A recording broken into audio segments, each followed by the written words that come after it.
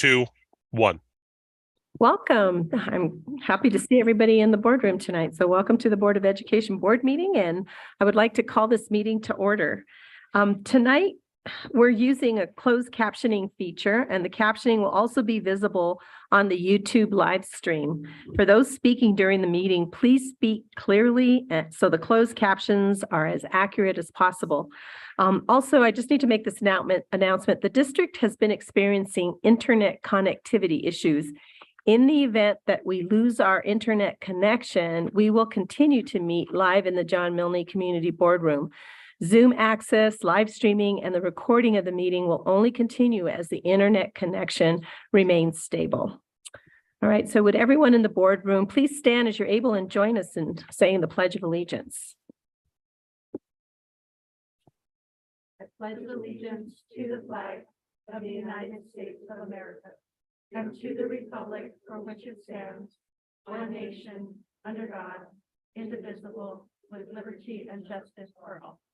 Juro fidelidad a la bandera de los Estados Unidos de América y a la república que representa una nación bajo Dios, indivisible, con libertad y justicia para todos.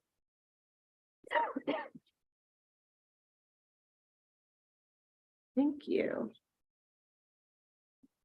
Now I'm going to ask for a brief moment of silence for those that have given their lives in service of our country.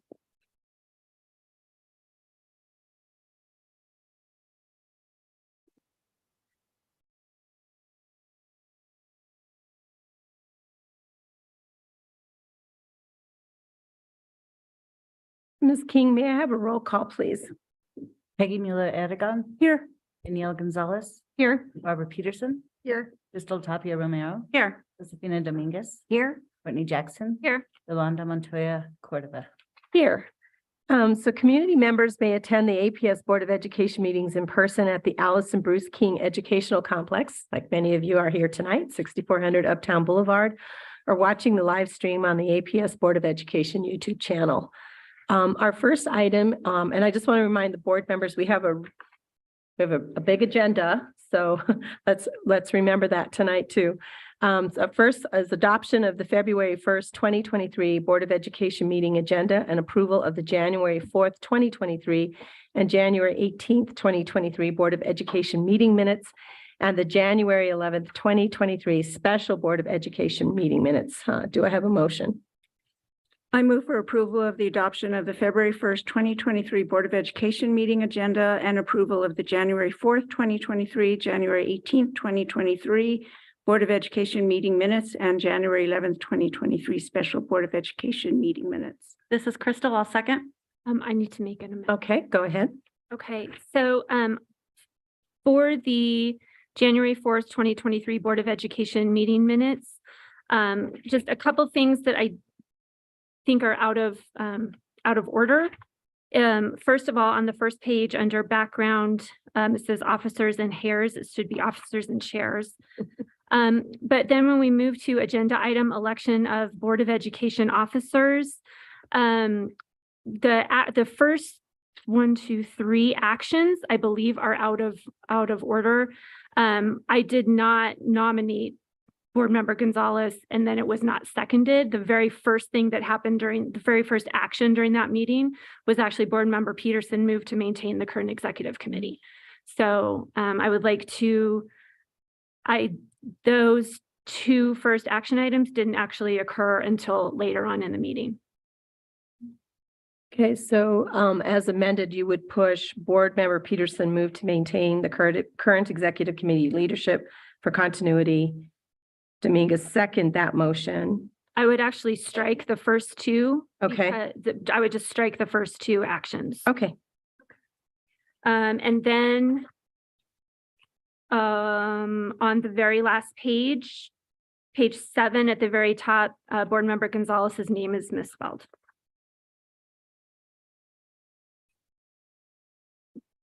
The Board Member Tapia Romero nominated Danielle Gonzalez. Oh, I see it says Daniel. Daniel. Should say Danielle.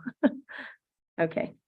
So those are my amendments. All right. Good eye, Courtney. Thank you. I'd like to add Go ahead. one more thing on page 5. at the bottom, the very last, I don't know, clear bullet. Board Member Dominguez has been and will be, or will continue to serve as the alternate for the Mid-Region Council of Governments. I think it'd be good to clarify with Board Member Peterson as the voting member. Okay. So. And that's on page 5? you said? That was page 5 Of the state of the January 4th of meeting? the, yes, the. It wouldn't have been January 4th. It would have been, Those Or are is that the January following? I'm sorry, is that? the 18th, Well, January 18th. yeah, Okay. 18th minute, page 5. I don't have those. Did you catch that, Ms. King? There's a shift in that? Okay, oh, I see it. I see it. all right. So we'll take, It's page 18 of our digital. okay. I'm trying to look through paper. So looking at my digitals. Okay, so it's page 18 on the digital copy. Yes. All right. There you go. All right, so Board Member Dominguez has been and will continue to serve as the alternate for the Mid-Region Council of Governments, with Board Member Peterson being the voting member. Okay. Got that. All right, so with the amendments, we're good. We'll take a roll call. Peggy Mueller Aragon. Yes. Danielle Gonzalez. Yes. Barbara Peterson. Yes. Crystal Tapia Romero. Yes. Josefina Dominguez. Yes. Courtney Jackson. Yes. Yolanda Montoya Cordova. Yes. Our next item is public forum, and Secretary Jackson, will you please share the instructions for public forum? I want to welcome our public forum guests who are in the attendee waiting room and in the boardroom. Whether you are here with a request for the Board of Education to consider, provide information, or just see how the Board of Education operates, we want you to know that you are welcome. The Board of Education has established rules for expected civil behavior during the meeting and public forum. A part of the process to sign up to speak tonight, you were asked to read a copy of the procedural directive that outlines those rules for expected behavior. The presiding officer will enforce these rules as appropriate throughout the meeting. The Open Meetings Act, NMSA 1978, Chapter 10, Article 15, requires that agendas contain a list of specific items to be discussed or acted on at meetings. Due to these rules, public forum is not a dialogue with board members. Public forum is an opportunity for the Board of Education to listen to you and to hear your comments. In just a few moments, your name will be called in the order it was received. Guests who signed up virtually will be brought into the main virtual meeting room by the Zoom host. When escorted into the room, please have your audio and video on and be ready to speak. Once your speaking time is finished, you will be ushered back to the attendee waiting room. Guests who are here to speak in person are asked to come to the microphone at the center aisle of the room to speak when your name is called. When you have finished speaking virtually or in person, you may choose to leave the meeting and watch it on live stream. Because we have more than 23 speakers tonight, each speaker has 1 minute for comments. Bless you. Tonight, there are 23 speakers. In an effort to have all guests speak within the 45-minute public forum, please be concise and do not repeat what others have already said.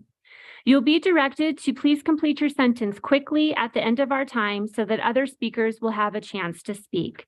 You may not yield your unused time to another speaker. If we do not get to all speakers or you felt you were not able to convey your message, please send your comments to boarded@aps.edu. In addition, for those of you who are here in person, there is a representative from the Student, Parent, and Employee Service Center who is here to help with specific situations. Mr. Gonzalez, will you please introduce our speakers? Thank you, ma'am. Our first speaker is in person. It is Isaac Petaldy. Sir, when you begin speaking, you'll have 1 minute. Thank you. President Montoya Cordova, members of the board, Mr. Elder. I come here this evening on behalf of students who were unable to be in attendance this evening in person to share some of their impressions regarding the recent amount of gun violence at West Mesa High School. When asked about the impact that this gun violence has had on their lives, they replied accordingly. Gun violence builds up my stress and is honestly scary. It has me always looking around. I feel like I have to be more cautious around people I normally think of as friends. As a 16-year-old who should be concerned about my grades in school, I'm impacted so deeply that my grades and work suffer due to the amount of anxiety that has overcome my life due to gun violence. This impacts me because it puts fear in me. This impacts me not feeling safe at school. I get scared anytime I hear loud noise on campus. Growing a large fear of coming to school and never coming back out. Sure, that's over 1 minute. If you can finish up in one quick statement. I fear that I won't go home to see my family or something could happen to my sister or friends. Thank you. Thank you, sir. Our next speaker is on Zoom, Samantha Colombo. Samantha, are you there? Yes, I am. Thank You you. have so 1 much. minute. Thank you. Great. My name's Sam. Good evening to the board. I'm the campaign manager for the 24/7 campaign for tobacco-free schools, which works with the Department of Health to help New Mexico school districts adopt and implement tobacco-free policies that are comprehensive. Under a truly comprehensive policy, tobacco use, possession, and distribution is prohibited by anyone, anywhere, at any time, 24 hours a day, 7 days a week. I took a look at APS's tobacco policy and compared it with the Department of Health standards that 24/7 abides by. The analysis should be an email to all of the board members, so you can go there for more detail than I can give. There are two main areas of improvement. The policy is pretty good. The two main areas of improvement are that in the policies, there should be sections that apply to staff, visitors, or chaperones. In each of these separate sections, it needs to specify the use, distribution, and possession of products, tobacco products. Sam, I have to stop you there. You've gone over a minute. Can you wrap up in a quick statement? Absolutely. We have resources for APS to use if they adopt a comprehensive policy. And I would love to be in contact with someone about making these changes. Thank you so much. Thank you, ma'am. Our next speaker is in person. I believe it's Lainey Douglas. And after that will be Jalen Calabaza. You have 1 minute when you begin speaking, ma'am. President Montoya Cordova, Mr. Elder, and members of the board. My name is Lane Douglas, and I'm a teacher at West Mesa High School. I'm speaking tonight on behalf of my students who have very strong thoughts and opinions about their experiences with guns on campus, but cannot be here tonight. My students are primarily concerned about their personal safety, the disruption of their learning, and the mental health impacts. They're worried about becoming desensitized to guns on campus and don't want it to become the norm. They believe students are bringing guns to school because they have easy access to them and want to impress their peers, to intimidate and bully others, and to protect themselves from those who are threatening them. Regardless of the reasons, my students are overwhelmingly asking for better security at school. They want more security aides and police officers. They want to know that adults are watching out for them and that there are enough security personnel on campus to keep them safe all day, every day. My students want the community to step up for them, to do what's necessary to address their concerns and to keep them safe at school. They don't want empty platitudes. They want action. Ms. Douglas, I have to stop you. You're over 1 minute. If you wrap it up real quickly, please. Perhaps the most powerful statement made by one of my students is this. Something I think would help is, I don't know, I'm a kid. I shouldn't have to think about this stuff. Thank you. Thank you, ma'am. Our next speaker is Jalen Calabaza. When you begin speaking, you have 1 minute, ma'am.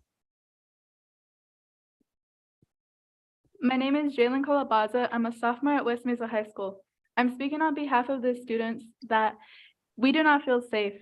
Our campus is supposed to help us learn, not be a free-for-all zone. It's a shame that I'm able to admit that our campus has too much violence. All these frightful thoughts that make me think, am I gonna die? These thoughts that bring me panic into our souls. This all needs to stop. Better security and better discipline of students, even bag checks. The increase in violence has diminished my fight or flight response. I feel as though it doesn't scare me anymore. Schools are supposed to be an environment where we should feel safe. The real sad fact is that we have to know our surroundings. I want to feel safe, like in my own home. Thank You all you. done? Thank you, ma'am. Our next speaker is, I believe it's Kaleo Martinez. You have 1 minute when you begin speaking, sir. I'm Kaleo Martinez, a sophomore at West Mesa High School. As a student, I'm left with no transparency. What more has to happen to my peers to make change? I walk around my campus seeing almost no security officers. I see students smoking and dealing every time I go to the bathrooms. Guns keep spreading in our community, and those involved should be held accountable. These students and their parents need to be punished. Our backpacks should have to be searched. Students and staff's IDs should be visible. We should have more external and internal security protecting us, metal detectors, and a camera system that is able to detect guns. Will it take another student killed for the resources we need to be provided? I'm desensitized to it at this point. I'm expecting more problems to rise and continue to see my school fall apart. I hope that these problems can be solved soon. Thank you, Mr. Martinez. The next speaker is Gabrielle Wheeler.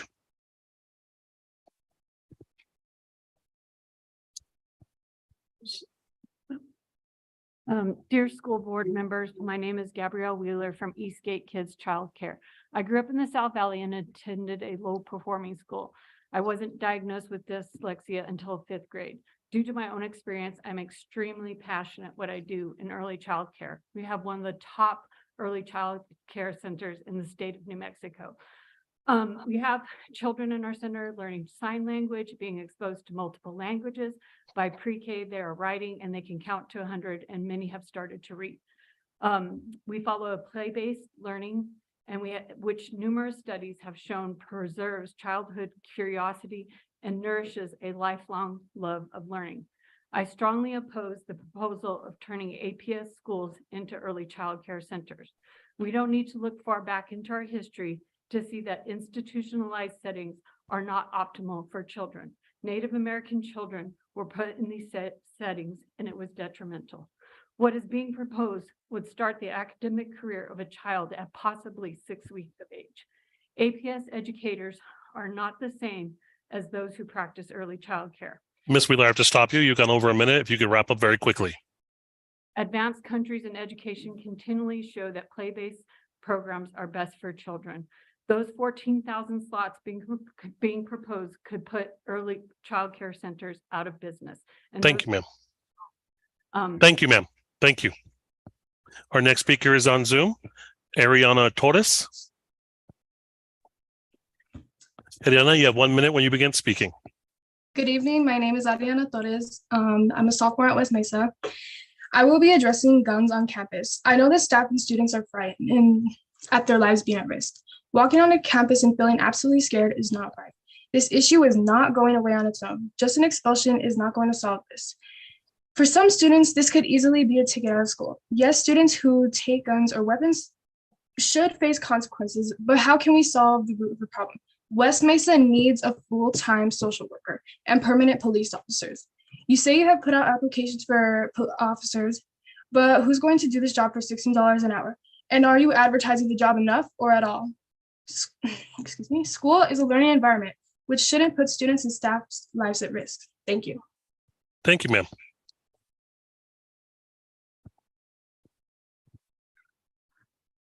Our next speaker is Veronica Barraza.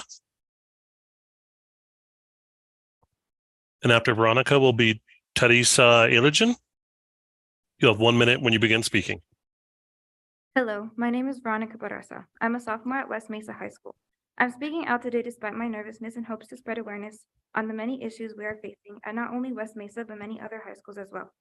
As a West Mesa student coming to school where my focus should be on my education, I should never have to worry on what I would do if I were in a position where my safety is questioned. I believe that my school is easy to leave campus. With an increase in security on campus, students and staff will feel more protected. To help regulate who is on campus to avoid any potential danger. As an older sister, I have many siblings and family members who will be attending public high schools in the future. Before I graduate high school, I want to make sure they can go to a safe environment where their lives won't be at risk. Thank you. Thank you, Veronica. Our next speaker is Teresa Ilijan, if I'm saying it right. Sorry. It's 1 minute when you begin speaking, ma'am. Good evening, board members and superintendent. I will be reading student accounts and the student really went for it. The reason I think students are bringing guns to school is not really, I'm going to shoot up the school situation, as it is stupid kids who claim they need it for self-defense when that's rarely the case. And when it is, usually someone just wants to beat a person up and no life has to be lost. But some kids just want to stay away from stuff like that because they think it's proving themselves and they look cool. I think they shouldn't be so lenient with kids who have proven themselves to get in trouble constantly. Sometimes the 5th 3-day suspension isn't enough to keep kids in check. I also think there should be metal detectors, as we are already limited to the points of entry on campus, and the excuse of cost doesn't sound right, as the school itself might have the money, but the state and the funds and the school, there's been a lot of construction, there's a lot of stuff going on. I think that the fact that we haven't had a bad mass shooting here in New Mexico is the reason why, but there has to be enough other incidents for it actually to be concerning. And then I would like to highlight this one. I think why students are bringing guns to campus are because maybe the parents don't necessarily care about what they do, or they don't know that their kid has a gun. And I don't think that a kid should be able to have access to a gun. Maybe students bring guns to act cool or to scare people, or many people think that it's funny to bring guns to school. Ma'am, I'm sorry, I have to stop you. You've gone over a minute. Can you please wrap it up very quickly? I will wrap it up with a beautiful last statement. If it wasn't a problem, I wouldn't be writing this. Help us get safer protection at our schools and protect children of future generations. Thank you, ma'am. Appreciate it. Rosa Barraza is our next speaker. Rosa is on Zoom. Yes. You have 1 minute, ma'am. Okay. I am Rosa Barraza, the Executive Director of the Early Learning and Care Association, and I represent over 300 providers, where we are very concerned about the schools building more buildings for 3 and 4-year-olds. Is the purpose of the APS to get small businesses out of business, not thinking of the communities where the parents have to go to work when the school is even shortage in staff. And then we do the wraparound services for the children, not only in our pre-K programs, but we also have childcare available for parents that work till 5 and 6 o'clock. So, and you also have a lot of shortage of staff. Where are you going to be getting the staff to be building these new programs when there's already a lot of these programs that are servicing the community? So my question is the APS going to be the ones that are trying to get small services in the rural communities also out of business? Thank you for giving me the opportunity to voice our opinion of a lot of providers that are working with these young children that has been proven that we have the same standards as the school system, and there will be a lot of children without the wraparound services that are needed in our small communities and even in the larger communities. Ma'am, I have to stop. Ma'am, I'm sorry. I have to stop you there. If you have one quick sentence, please. My thing was that we were open, we were essential workers throughout COVID, and we would like to continue doing those services for our communities. Thank you. Thank you, ma'am. Our next speaker is Ruth Porta.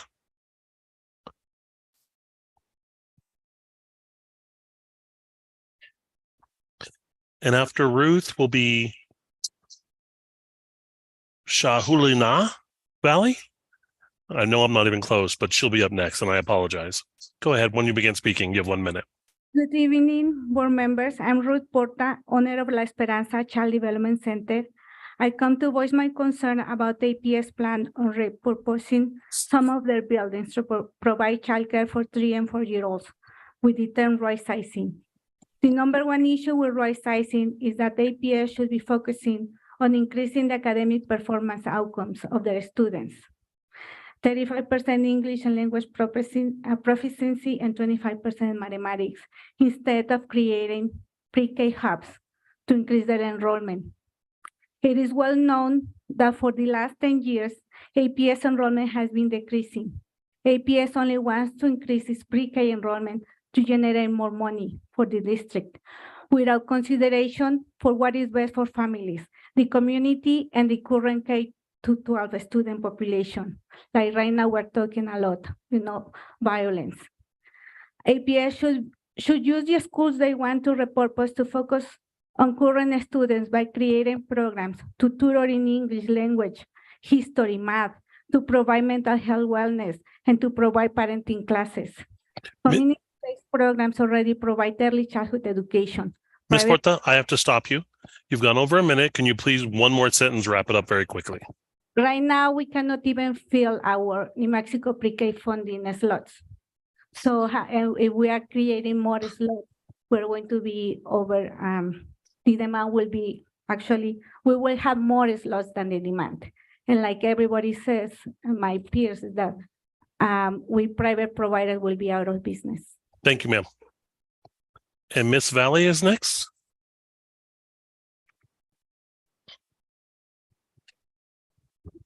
Say your name for me. Shahaliana. Shahaliana, you'll have 1 minute once you begin speaking. Hello, my name is Shahaliana. I am here to speak up about the gun violence that's being ignored and pushed to the side. I also want to mention students are terrified. Some of us don't even want to go to school because we fear we may not make it back from school alive. Even my parents say they're worried and scared. They don't want me to die. Parents don't want to hear that their child got killed at school. Nobody wants to hear that. My dad told me if someone pulled out a gun or found another person with a gun, he was going to take me and my little brother out of school because it isn't safe. We really need to change that. I don't want to keep living in fear. We need more security. I also want to give a shout out to the security guard, Felicia, that used to work at West Mesa because she made everyone comfortable and safe. Please do something. Thank you for listening. Thank you, Miss Valley. Our next speaker is Evan Barrios, and after that is Laura Vickers.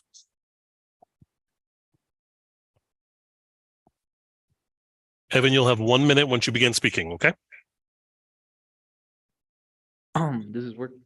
Yes, sir. My name is Evan Barrios. I would like to share my feelings about gun violence at West Mesa. I'm afraid that every time I go to school, I think someone might have a gun and start a lockdown. I fear for my life when I go to school. I try to search for the nearest exit. Students are getting guns from the dark web, stealing them from their parents, or buying them from their friends.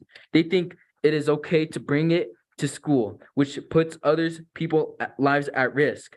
I feel like our school needs more protection. We need more security. We need more metal detectors to catch students who bring weapons to school. Thank you for listening. Thank you, sir. Laura Vickers, you're our next speaker. After Laura will be Melissa Scott. You have 1 minute, ma'am. Hi, my name is Laura Vickers and I teach at West Mesa High School. And I would like to read some student statements. Schools should have to have more security and metal detectors. Schools, students, parents, kids, and teachers need to do better. You're putting other kids in danger and in an unsafe environment. I think the possible solution would be more security. Hello, board members. I, as a member of APS district, do not feel safe with the allowance of having guns on campus due to the violence and conflict it may bring to our safety. Our staff, students, and parents do not feel safe knowing that not a thing is being done at all. Anything could happen in a second. Guns are everywhere. This won't be stopped by anyone, but we could take better measures in protecting people. I've heard about students who have brought guns to school. As a student myself, having the courage to speak out and tell on the person, that can be scary. Laura, you've gone over a minute. I need you to wrap up in one quick sentence, please. I hope you hear the students' voices and do something about getting some quality security on our campus soon. Thank you, ma'am. Melissa Scott. And after Melissa will be Cole Lianos. Melissa, you have 1 minute. Hi, my name is Melissa Scott. I'm the director and owner of Pando Little School, a private childcare just south of Nob Hill. I want to quickly tell you about how business works in the childcare world. We serve children 6 weeks through 5 years old, and our businesses float because of our 3 and 4 year olds. The ratios in our classrooms mean that most of the money we make comes from those age groups. And that money allows us to create infant and toddler spots. If a significant portion of 3 and 4-year-olds are pulled into the public school system, those childcare programs will be gutted. We will lose infant and toddler spots because we will not be able to afford them. We'll also lose access to after-school care and before care, again, because we won't be able to keep our businesses running if we're losing the funds that we would get from enrolling children over the course of the day. Expanding APS's services to 3 and 4-year-olds sounds amazing. I am 100% on board of universal childcare, universal pre-K. I would let my business die in a second if I thought it could get us there. This is not that. This is moving too fast. It's not consulting with the people who are already doing the work on the ground. Ms. Scott, you've gone over a minute. If you have anything more to say, please do it very quickly. Nope. Okay, thank you, ma'am. Okay, our next speaker is Cole Lianos. I don't know if I'm saying that correctly. Cole, did I say it right? Okay, you have 1 minute once you begin speaking, sir. My name is Cole Lianos. I am a 10th grade student from West Mesa High School. I have many concerns along with my classmates and teachers. Our concerns is about our safety at the school. Most of the teachers and students and myself are scared, nervous, hesitated to go to school. Cause students, APS people, well, my bad, to go to school, cause teachers, students, and APS people are risking their lives to teach, get an education. Be honest with you, I'm scared, worried, even my parents are too. It's bad enough that students are bringing guns, drugs, and weapons into school. We need to know how we can stop this and have a solution for this. And people are not providing more protection for the school, but more cops, security can be required. The school has to have metal detectors and have cop security pat students down and check their ID to see if they're part of APS or students. Please do something about it, because if we don't do something now, our generation will get worse. And thank you for your time. Thank you, sir. Our next speaker is Jessica Barrett. And after Jessica, Carissa Yazi Gonzalez. Jessica, you have 1 minute. President Montoya Cordova, Superintendent Elder, and members of the board. My name is Jessica Barrett, and I'm an English teacher at West Mesa High School. I also have the privilege of being a West Mesa High School class of 2009 graduate. West Mesa is my home, so I care about the safety of my students, myself, my colleagues, and my community. One of my students who cannot be here tonight told me that I could share some of his thoughts and feelings with you all. Last school year, this student personally witnessed the young man that was gunned down and killed just outside the boundary line near West Mesa. He informed me that he feels politicians and school board members do not understand the feelings of the students that have experienced gun violence. This is because he believes that our leaders are lucky enough to have not experienced guns in a way that West Mesa students have. He feels steps need to be taken in order to reduce the number of guns in school, one of which could include installing metal detectors. Ms. Barrett, I'm sorry, I have to stop you. You've gone over a minute. I need you to wrap up very quickly, please. The last thing he really emphasized is he truly cares because his younger sister will be coming to West Mesa soon, and he wants her to have a healthy and safe learning environment. And he strongly emphasized that he wants us to be proactive and not reactive. Thank you for your time. Thank you, ma'am. Thank you. Carissa Yazi Gonzalez. And after Carissa, it's Jalen Baca. You have 1 minute, ma'am. Thank you. Good evening, board members. Thank you for having me. I just want to hurry up and add on to everybody else's statements. One of our students, this one stood out to me in a very powerful way. I just wanted to quickly share this. The way gun violence at my school most impacts me is that having to wake up every day, 5 days a week, and knowing that today could be my last day walking and being on this planet. Having to constantly stay alerted and on edge for 7 hours every single day, listening, see if a student has a weapon, the guns on campus, to make it hard, and it makes it hard to focus and to relax at school during trying to do your work. It's not fun knowing it can happen to me and everybody else around me from the start of school to the end of the school day. It makes me relive every day when I arrive home knowing I'm not in a very big danger zone with someone whose intentions of shooting or hurting me or doing the same act of violence to somebody else or somebody I know. So I think you heard a lot of our kids are afraid. We already have enough statistics stacked against our kids. Fear is just another one. So action is what we need. Our kids' voices are bigger than all of us here. So that's how much this statement meant to me. Every child is scared, and I hope that you hear each and every one of their voices. That's it. Good evening. Thank you, ma'am. Thank you.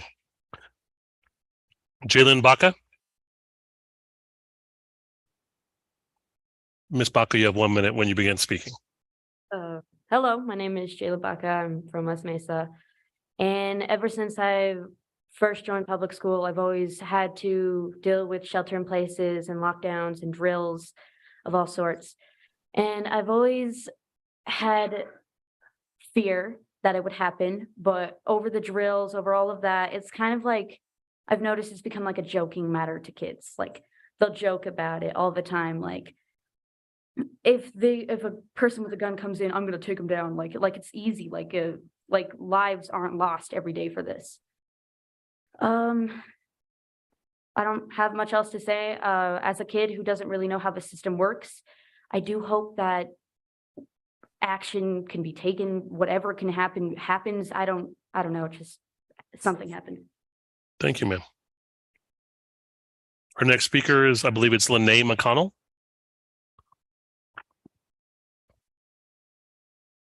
You have 1 minute once you begin speaking. Thank you. Hello, board, speakers, and listeners. My name is Lene McConnell.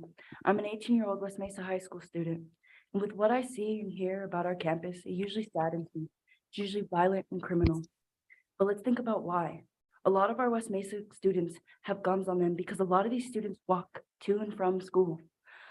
It's not the safest area. I know it well. I made that walk since elementary school. But sometimes these kids have guns on them for other reasons, criminal reasons. But either way, upping security, making crossing guard spots on main roads in our bus route district, or maybe even just putting the finishing funds on our gates and on our fencing to our school because they've been put up and haven't been finished, could make a difference. So these kids don't have to come to school and fear walking or going to school or going home. So people could get jobs and these kids can be safe. This can grow our community in many ways. I could see this as a good opportunity for both people and our students. I see it helping other issues around campus like vaping, fighting, and ditching. If we have an up in security, things will be being watched more. Things will be being seen. Things will be being said. Our biggest problems are some of the most untouched and unheard problems, and it saddens a lot of us and makes us fear. I really hope that all these students stepping up and having the voice that we need actually is going to do something, because we beg you to hear us and make a difference. We are scared, and so are the teachers, and it shouldn't be this way. Thank you. Thank you, ma'am. Ariana Kungana? Kugana? Go on. Okay, I apologize. It's 1 minute once you begin speaking, ma'am. Hi, everybody. My name's Ariana. I think it's very sad that this is something we have to discuss and fight for, but this is our horrifying truth. I was present at school last year when a student sadly lost his life due to gun violence, and this year when his gun went off in a classroom full of students. It's sad that as students, we have to constantly be alert and on the lookout for weapons and threats around campus when it is supposed to be our safe haven. I have never truly feared for my life like I did last year, seeing my teachers, who I look up to, terrified and confused once they were notified of the situation. That day has stuck with all of us. I still get scared every time I hear the click of the loudspeaker. I still remember how terrified I was thinking that one of my loved ones is hurt. We need your help to not only get more security and cameras at school, but to ensure that students understand that there are real consequences for their actions. Thank you. Thank you, ma'am. Our next speaker is Eric Ruger. You have 1 minute once you begin speaking, sir. Well, first off, I just want to say, wow, we have some really powerful students at West Mesa High School, and I hope you heard their voices today.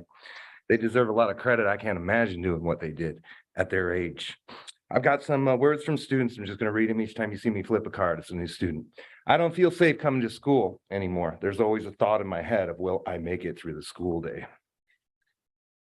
Wow, some of these are hard to read. The way gun violence at my school most impacts me is not being able to focus on schoolwork because I'm too worried about my safety. I think stronger discipline and safety security measures will leave students or will prevent students from bringing guns to school. Something I would like community leaders to do is to address this problem, just to listen to us and take this seriously, because nothing will change if we don't take it serious and put in the effort. I would feel safer in my own school if they actually took action and showed us they took action, or having more security to be more aware and to be on the lookout. Vision at 40 is terrible. I feel we need more security. We need to be more cautious of our surroundings and who we surround ourselves with. It's terrible that multiple students and teachers have to come together in order to convince you that we are in danger. As a school, we need more surveillance. Who comes in and out of our school is of the utmost importance. I'm sorry, Mr. Berger, I need to stop you. You've got over, Mr. Berger, I'm sorry, you've gone over a minute. If you can wrap up your last statement very quickly. Thank you. The board will continuously make excuses, yet they still want us to trust them. How can we trust them when the people we love are dying? I had a very close friend die last year, and it can't happen again. This issue needs to be dealt with as soon as possible. There are absolutely no excuses that can be made anymore. Thank you, sir. The board members, that concludes public forum. Thank you. I just want to thank all the speakers for coming tonight, whether you're here for the issue with the gun violence, tobacco cessation, or even our early childhood approach. I appreciate everyone taking time to come here. I know it's difficult to be here. Public forum, as we've mentioned, is a time for us to listen to you, so we're not going to be able to respond back, but just know that we have listened to you. I appreciate all the speakers that were here tonight. And so we're going to go ahead and continue with our agenda.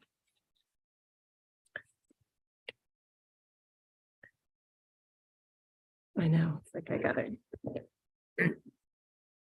So our next item, we're on student outcomes focused governance. And our next item for discussion and action is consideration for approval of revisions to student outcomes focused goals 1 and 2.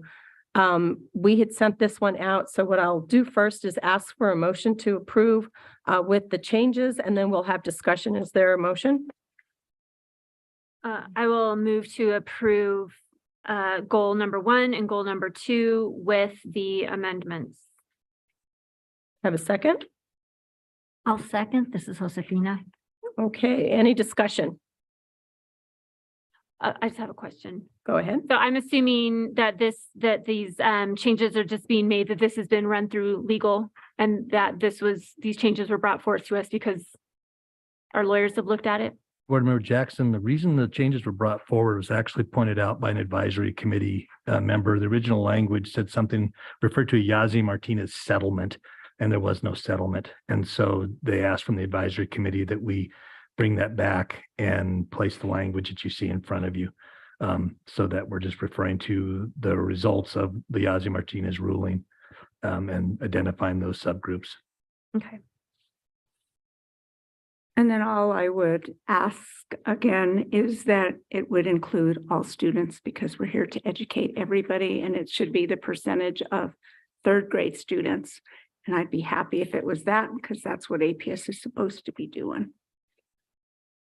All right. Any other discussion? Barbara, go ahead. I'm sorry, I didn't see you on Just that. because I wasn't here for part of the discussion at the last meeting, I do always feel compelled to point out that I've been involved in the APS for 50 years, 35 years as a teacher, And now more recently as a board member and advocate. And I have not been through a single year where we haven't looked at test scores, set goals, and had teachers work incredibly hard to fulfill those goals. And in all those years, we know that we have students that have not received the support that they need to be successful. That it's easy to point a finger at teachers as they are not doing what they need to do when we know the impact of poverty, and the conditions that many of our students face.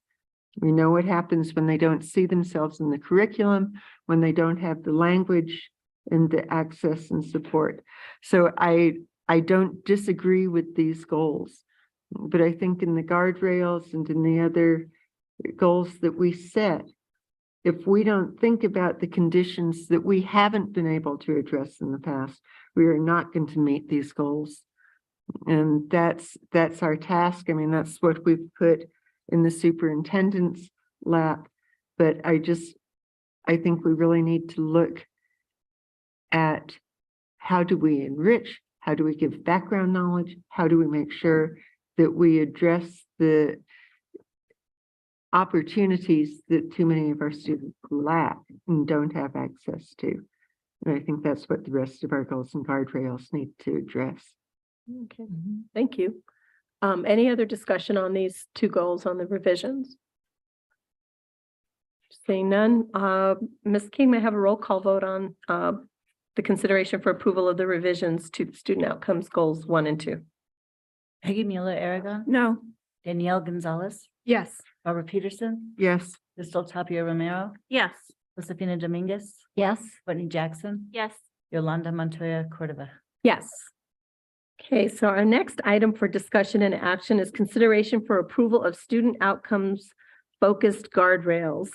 This is also a discussion action, and I believe on the guardrails we had, God, I'm trying to remember where we are. So we had 3 that I believe that we had some agreement on the last time we were all together, and we're considering 2 additional ones, so that would bring us to 5. So I see Superintendent and Dr. Seuda coming to the table. And I think, let's pull this up. Does everyone have access to the guardrails doc? And are you all looking at that as well, Superintendent and Dr. Segura? Okay. Because there was some additional language that was proposed. Let's see, and we're looking at potentials for guardrail number 4 and guardrail number 5. I think we just got worn down last time. So what we want to try to do is to finish up here. I'll start with Board Member Dominguez, because I know that you had offered up some language here that you'd like for consideration. Would you mind going forward? You know, trying to wrangle language has been really challenging. I think ultimately what I want to see covered are key ideas. And I just want to make sure, I titled my paper, Making Sure We Get It Right, Guardrail. I think collaboration with families, students, and staff is a key idea. And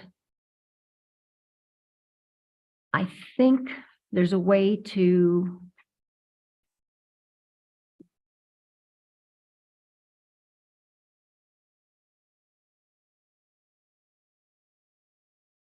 I guess I worry about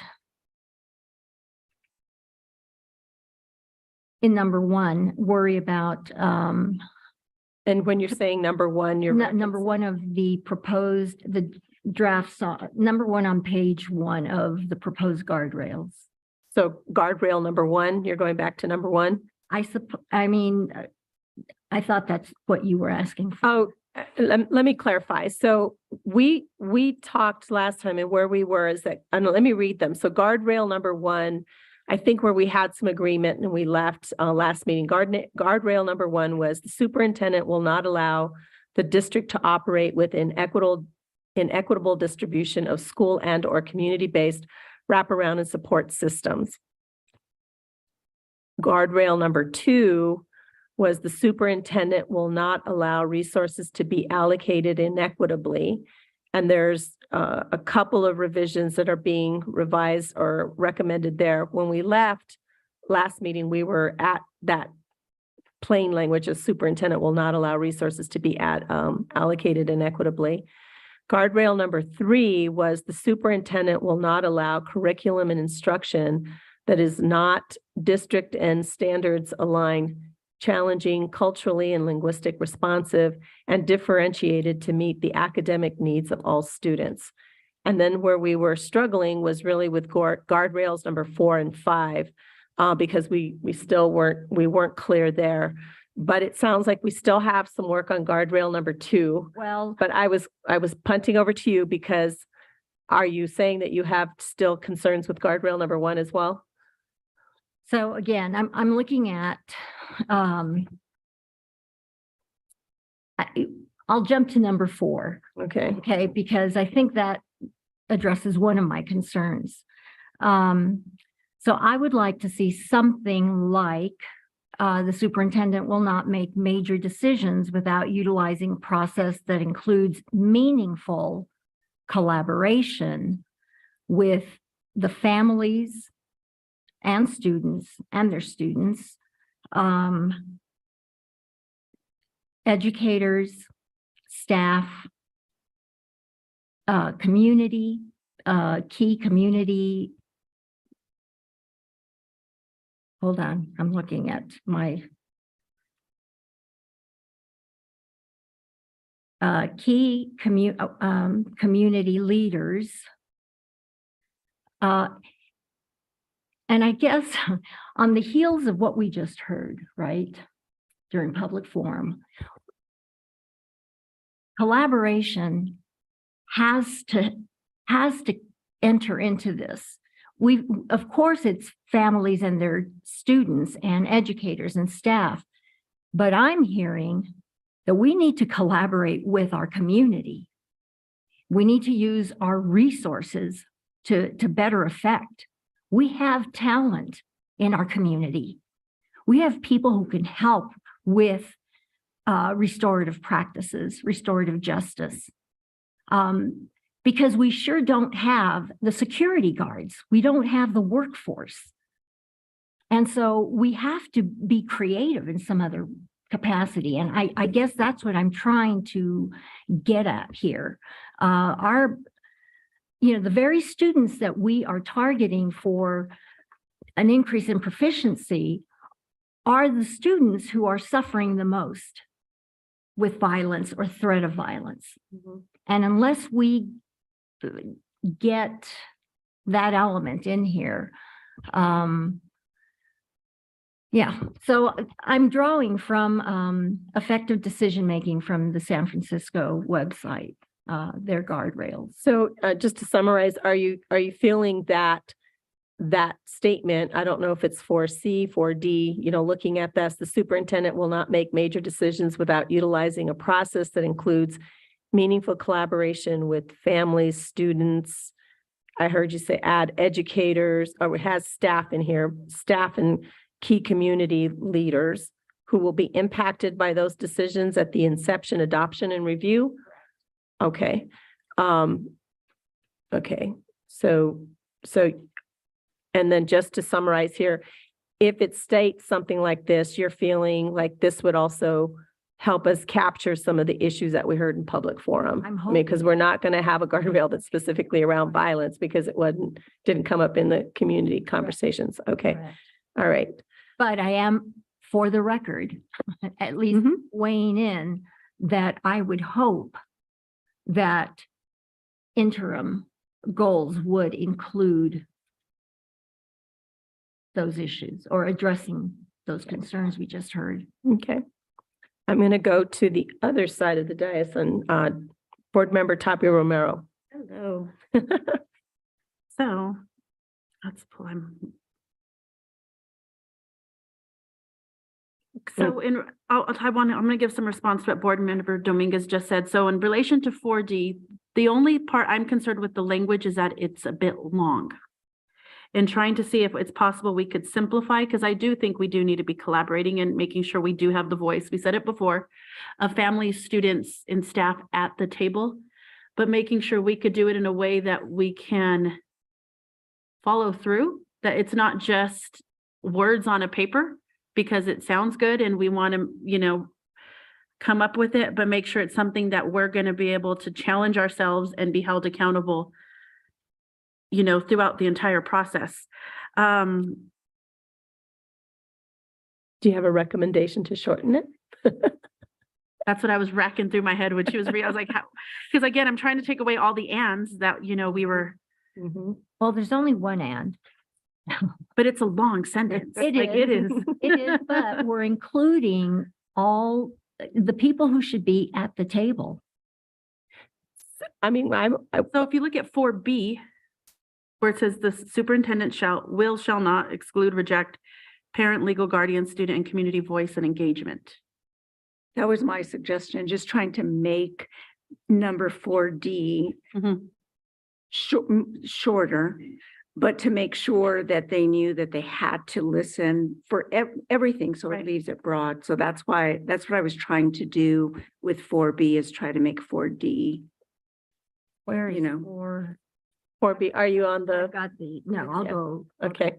It's just on the paper they gave us, right? What's on your paper too? It's that on your you gave us? paper. Let's see if you. The one that was. Right on top of the manila folder. Oh. Okay. Too many copies of the same. I know we've got a lot of No, papers. it's- Okay, so feeling like we need to be more succinct and something that just gets to it.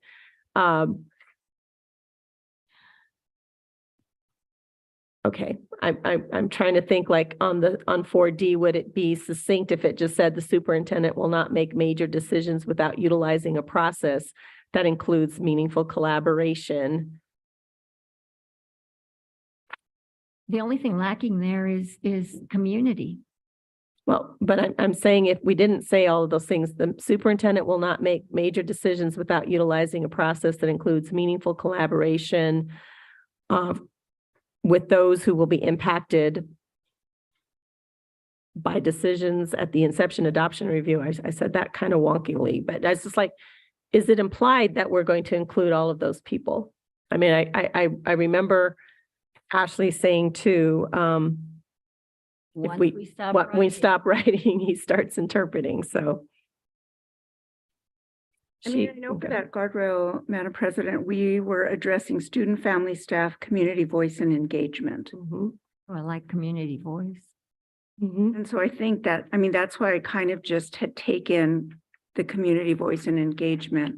And probably the only thing I didn't put in mine was staff probably, but I think I put everybody else. Are you talking about 4D, board member? She's 4B. I'm doing sign language like you know. 4B. I just feel like 4B says what 4D is saying, just in a simple. In a much more succinct way. Okay. Under staff, I Okay. think staff Right. needs to be included. Yeah, I please. just- Pardon me for that, because I didn't. Madam President and board members, if the administration suggestion got deleted accidentally when we kind of reformatted this, so I've just added it. It's in bold and it's number 4.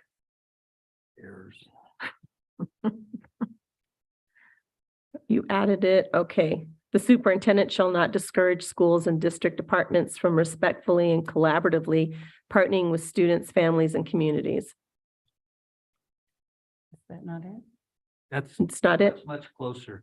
Okay. I think it had something about and community members, I believe, and then it was something around students' education. Mhm. When we read excuse me, Madam Chair, members of the board, when we read the the input from the community. It really revolved around parents wanting to have more voice in their students' education and wanting to have more voice in what was happening, revolving around their students on campuses. Obviously, there's interest in increasing what we do at the district level as well and communicating better. But it wasn't specific to just the superintendent shall or the district shall. A lot of the feedback really revolved around what happens at the school. So we really were focused on the language we had, since it has to be in the shall not, that made it tricky. Because we could come with real positive ways to put this. But we didn't want to discourage the schools. We want to encourage more participation with parents in their children's education, more conversation at the local level around improving outcomes. So that was what we had sort of focused on in our suggestion. And I'm sorry it wasn't there. We really did not focus on available funds for this particular guardrail. Again, I think we need some level of, we need to engage the community on, I mean, we've, and I'm not just talking local school community, I'm talking about city, county, state resources, because and human resources who can help us with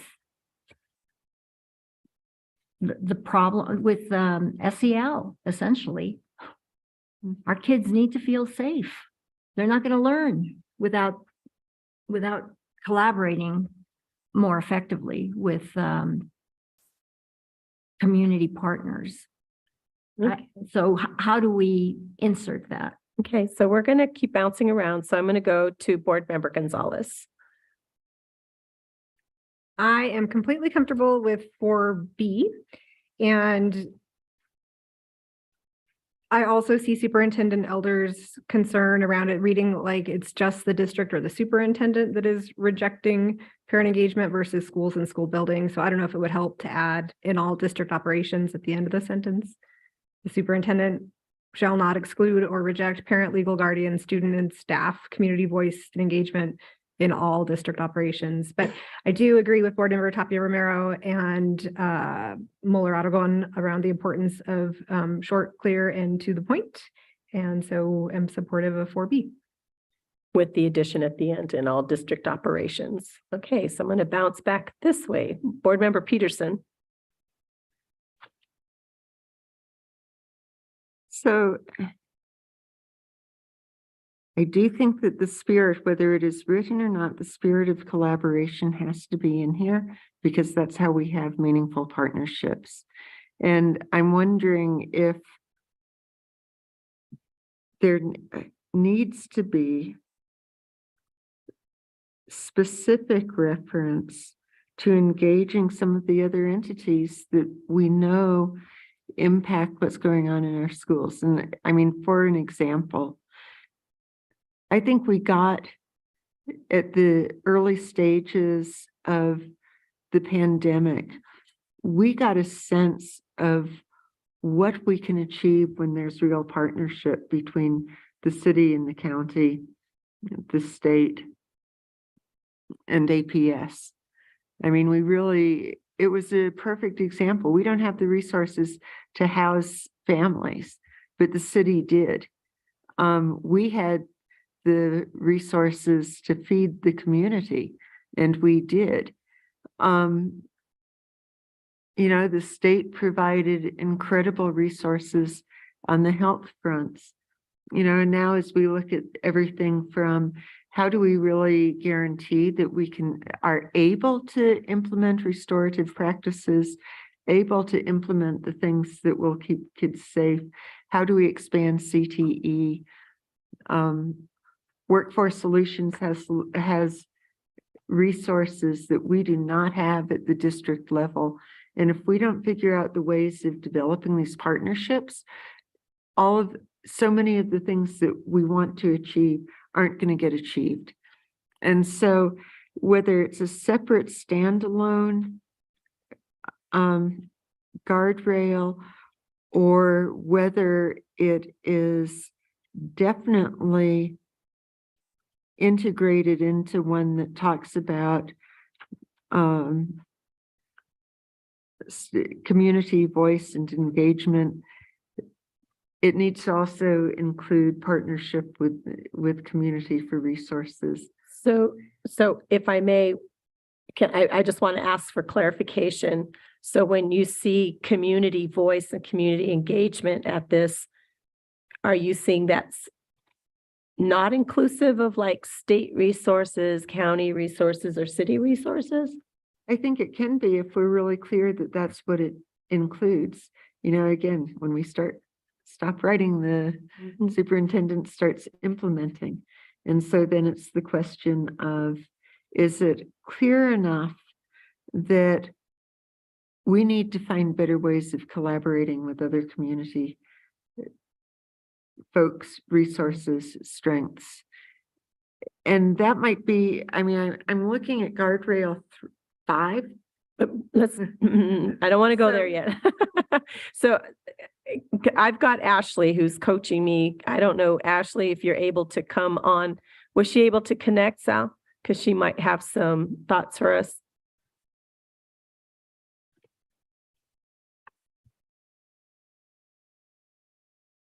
We're having some difficulty with our internet, so I don't know if she's on, but I will say this. She says the superintendent is the board's one employee. The board must direct him through the guardrails.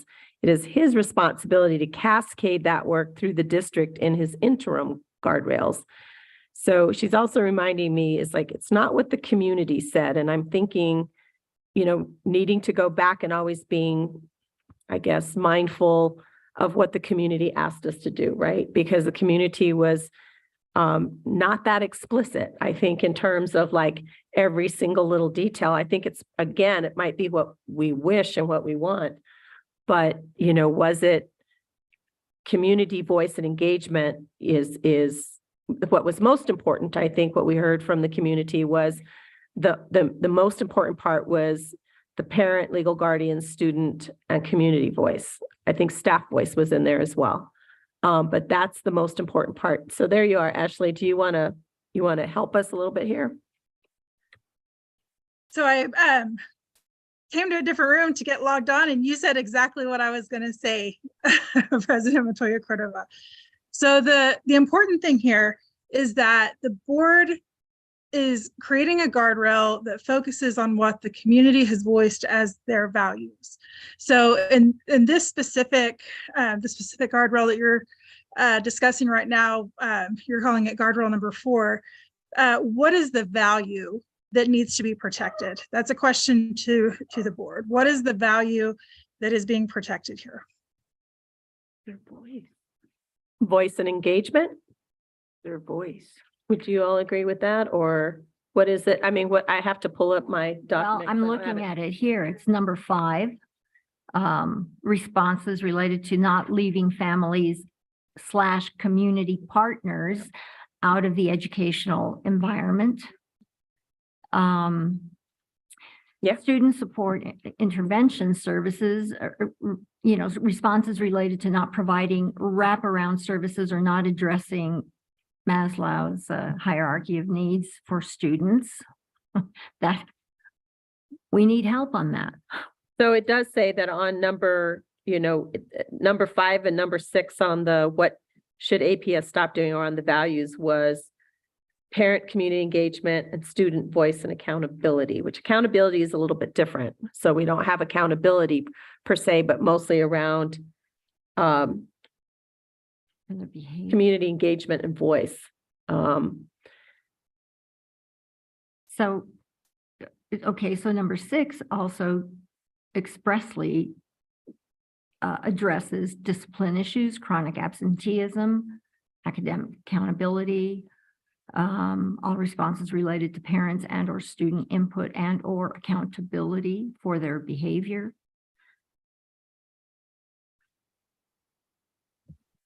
So these two values that are being referenced under this one is very much that. It is it's about parents having a say in their so it's both them having a say in their child's education, in other members of the community who are partners in the community being welcome into the education system as partners, and that students also be considered partners in their own education with their educators.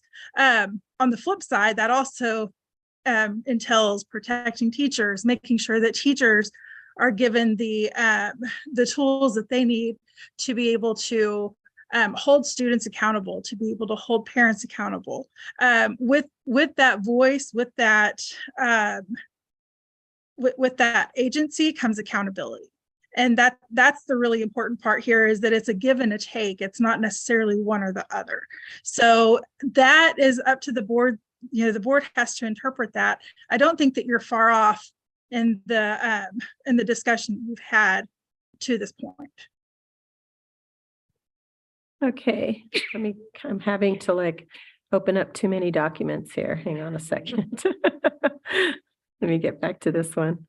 I know you guys have taught me to like go between documents really quickly. So Board Member Jackson, yeah, I forgot you. I'm sorry. I didn't intentionally forget you. So we're only discussing 4 right now. Right, Okay. exactly. So I'm going to reserve the right to go back to 2. Mm-hmm. But I agree. I like 4B. I think it addresses the actual issues that we are being asked to address. And I think it's a little bit more specific and a little bit more clear than just number 4. With the amendment of in all district operations. The only change that I would make is I think we should use will statements instead of shall not statements. And the reason being is, if I remember one thing from law school, it was that we don't use shall anymore because we try to write in the most plain way possible. So I would write it as the superintendent will not exclude parent, legal guardian, student, and community voice and engagement in all district operations. I like that. Board Member Mueller-Aragon? And the reason I had put will or shall not, because different ones had different, so I was like, well, which one are we, which one are we going to choose? Okay, this is just my question probably to Ashley. And is it fine? It won't take anything away from it, or will it add something good to it to add in all district operations? Is that fine, since we're talking about the superintendent and that's what he does? So is it necessary to add that? Is it important to add that? Yeah, so this is actually a really great question. I'm glad you asked. It is up to the board. It depends on what the board intends with their guardrail. If the board intends through the guardrail to have a hyper focus on what happens on campuses, then you should make it very specific to what happens on campuses. The superintendent shall not allow on individual campuses or school communities. If your intention is that it be focused district-wide, that does not exclude individual campuses, but it isn't specific to individual campuses. So if the superintendent thinks that, so if his interpretation is that may include campuses, that may include district operations, that it may include, communications, in any type of any part of the district that interacts with humans in the community, that could be his interpretation. But keeping it broad allows the board to leave it open for that interpretation. Being more specific is how you dictate the level of specificity that you want to include. And Ashley, I also understand that once we see the interim guardrails against this, we could also see if it's on target or if it's not. So it gives us an opportunity to also sort of readjust it if we need to, because that's where the interpretation will come in. So just as a coaching question, so if we adopt this without having the interim guardrails in there, we kind of run that risk, or we'd have to wait to at least say, these are the ones we want, and then say, give us the interim guardrails for that, and then we can finalize that? Is that kind of the best approach? Because he can't give us interims because we don't know what the guardrails are just yet. Yeah, and I'm glad you asked that as well, because I'm kind of like, no, you aren't supposed to talk about this yet. So that's the exact point, is that with your guardrails, it's really, really important to see the interims first, because you need to know how they're interpreted so that you can make sure that they're specific enough. So, you know, if I were in your seat, I would, you know, provide the guidance that this is the guardrail we want to go with. And next time we come together, or at a future date, when you provide the guardrail or the interims, then we'll make the formal adoption. But if that, you know, that is really your choice, it's just my strong recommendation that you see that before you make any formal adoptions. I think that would make a lot of sense, because then it will help us to see if we're on target. Superintendent, it looks like you wanted to say something. I was looking at your face. We're just playing with it over here, but I do think, first off, we're fine with Will. We understand Will better, so we're good with that. The word all concerns me in all district operations. Again, we make a lot of decisions. There's a lot of things that happen across the district. And when we talk about the district, there's oftentimes a context, a sense of, when you say district, you mean central office or M&O, and this doesn't always, at least in the culture of APS, it's not always referring to the schools. So we might ask for some clarification. I totally understand what you meant, and we're fine with that. And when it says exclude, reject, are you going to select one of those, or are we just going to? I had put them in there, superintendent, just for the board to decide if they wanted to go with it, which one they wanted to use. So that's why I just. I think we were settling on exclude. That's one I liked. Obviously, that was first, so. So what is, so that leads me to interpret, but I would just.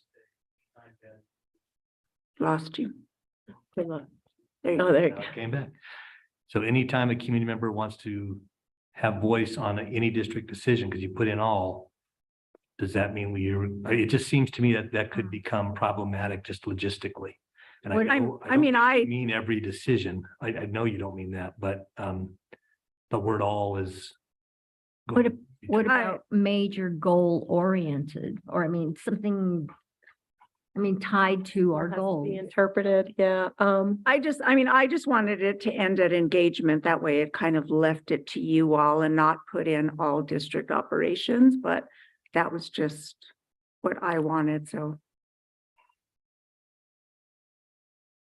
You're the ones that are gonna have to do it, so need your input too. So that we're also looking at, I guess, over 5 years in terms of ways that we haven't done that, right? Where we've actually protected the right, or not the right, but the engagement of community and their voice in that. I'm going back to Board Member Gonzalez. Are you mulling it over a little bit differently?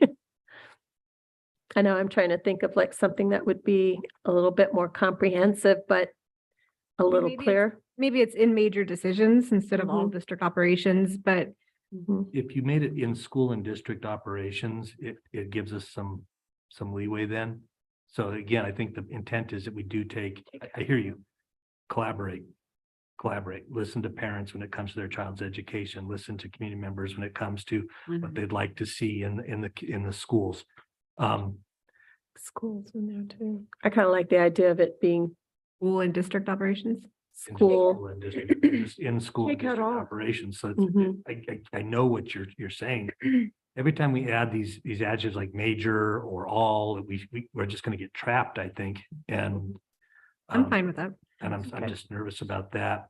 The other question we had was, are you including? So we missed here, and she's asking me to ask. It said parent, legal guardian, student, staff. Yes. Community, because I don't know that staff got included in that. Was not. That was my bad.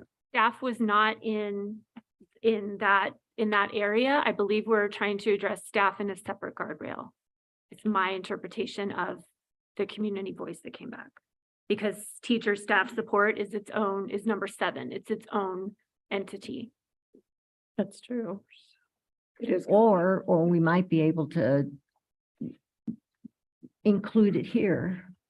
Because the teacher's staff support is different though, too, because it's also, I mean, I really do like the proposed guardrails around like professional development and the piece there.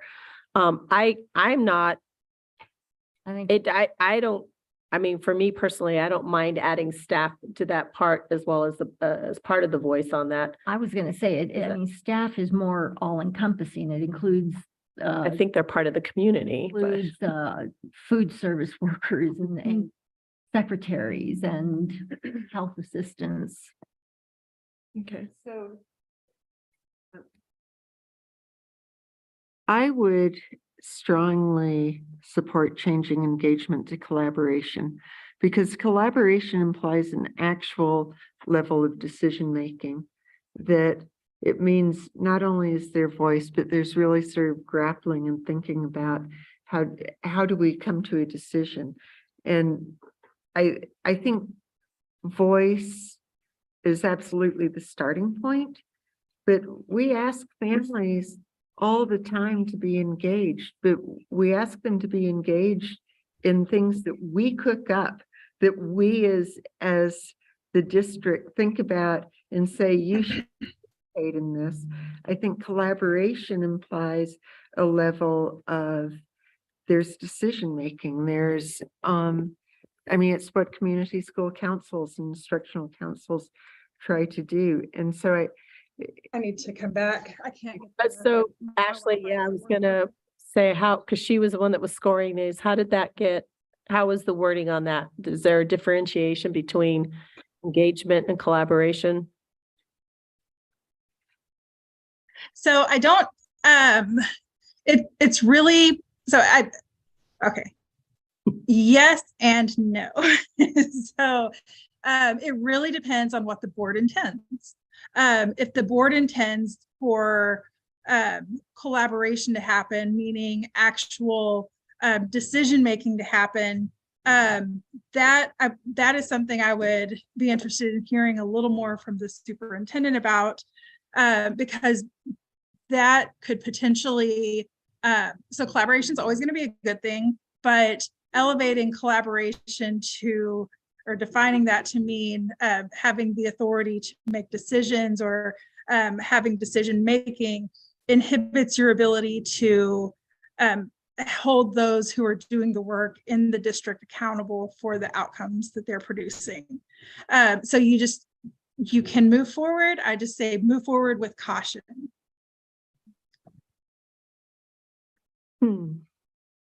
I think what's important here, though, is collaboration implies that parents in particular, they get to voice their self-interest. It's not dictated by, I mean, that's what community schools are all about. So what if it said superintendent will not exclude parent, legal guardian, student, staff, and community voice, collaboration, and engagement? I mean, Well, yeah, you have to interpret voice, collaboration, and engagement. That's a lot. Well, I would drop engagement. I like engagement. Okay, well, community, staff and community. I would say engagement and collaboration then. I mean, superintendent, what do you think about collaboration? Like what are you thinking? I'm a big fan of collaboration. Right answer. Sort of, I know, engagement and collaboration, it's a word. I get what we're talking about. There's been some assumptions, I think, made tonight that we have some collaborations that aren't occurring. We already do quite a bit. We already have tremendous partnerships with the city. We also already have tremendous partnerships, and especially, one of the issues that came up tonight, the security, tremendous collaboration. Trying to solve that issue. Collaboration is fine with us.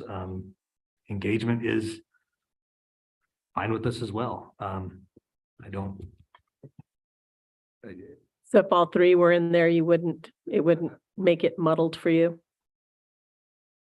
Do we need voice? Will it muddle? It's all muddled anyway, right? What I want, I really appreciated your guys' attempts to keep these short and sweet. Okay, I really appreciated your willingness to hear me when I've said I'm concerned about some of the language that might be too all encompassing or Mhm. kind of in a corner or create situations where Mhm. people can say, well, you're not, this decision wasn't, or that decision wasn't. So I'm not sure there's a huge difference in collaboration engagement. I don't really get nobody's run up and pat me on the back and say, don't do it. okay, So I think we can live okay, either or with both. okay. Can I Go ahead. to that one?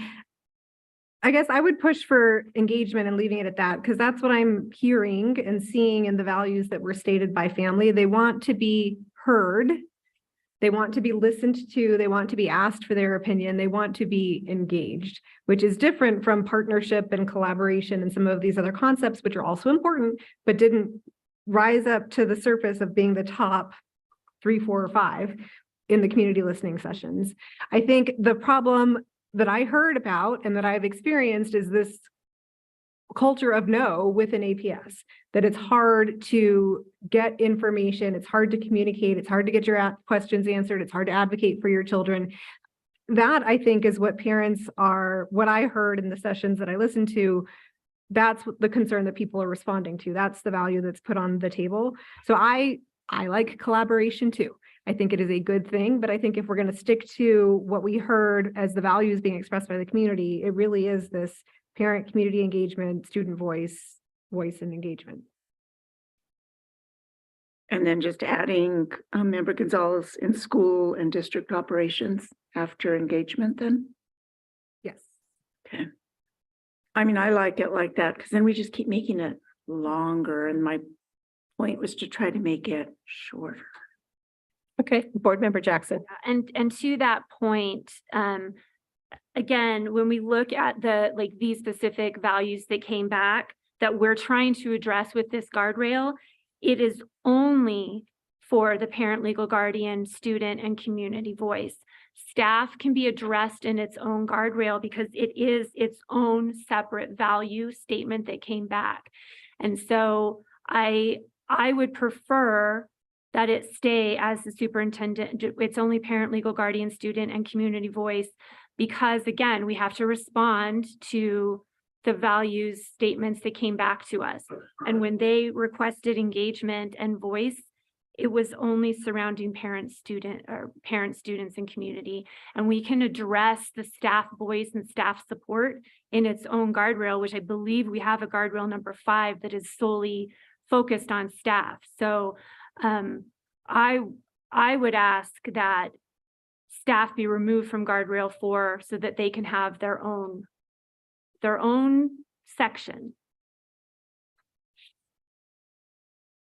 So I'll go down the desk. I agree with what's been said, and it didn't strike me until Board Member Jackson mentioned that about the staff, that we do need to make sure it's represented. What we're saying is represented based on of what we've heard from our community, and again, to make that its own separate. Okay. Yeah. Board Member Peterson. I will reserve to see how, or I'll reserve an opinion until we see how the conversation on the guardrail 5 goes. Board Member Mueller-Aragon. I mean, I'm good leaving it, taking it out and concentrating all of that on guardrail 5. All right.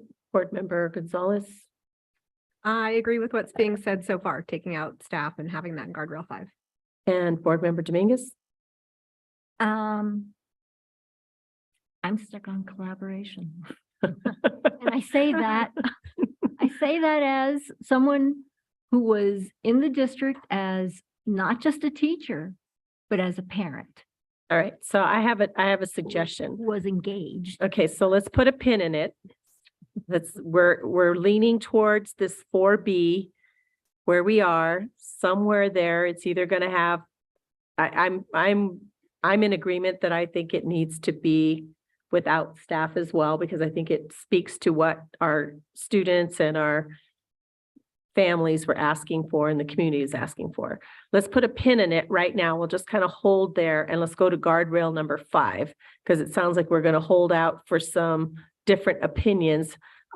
Because number 5 guardrail is going to be focused specifically on the thing, on the piece for the listening session, and that would be around teacher staff support. So we would get a guardrail in there that would speak specifically to them. So I see you, Board Member Peterson, on are you going to make a suggestion on guardrail number 5? I actually have just a sort of a clarification for guardrail 4. I think most people, when they look at parent, legal guardian, it's cumbersome. I'm wondering if there is a real reason for having it stated like that rather than saying families. Because if there's not a real reason for stating it like that, I think families is much more friendly. Not all guardians are family. Well, not all. Yeah. Yeah, I mean, funny things happen to teenagers. Well, a lot of our policies state parent/legal guardian. We just had a parent policy that we had lengthy discussion on adding legal guardian parent. What else did we add to that? We had parent, legal guardian, and caregiver. family and caregivers. Yeah. So I mean, I think if we're just for continuity throughout our policies, that would be why I would say leave it as parent, legal guardian. Well, then add caregiver if we've got that in policy. Right, because lots of times grandparents are not legal guardians. It's an issue. It's something that we address all the time. Aunties and Sometimes neighbors are not grandparents and family. neighbors are, right. They're primary caregivers. Yeah. So add another. I mean, it creates, there are real issues, but that's the reality that our community has. All right. So, I mean, I think sticking with the policy language would be appropriate. So if we just put parent, legal guardian, and caregivers, students and community voice engagement, I think we could do that and just make it consistent. I agree with Board Member Jackson. We'll just make it consistent with that because then we can always refer back to our policy on that too, in terms of who we identify. Okay. Caregiver.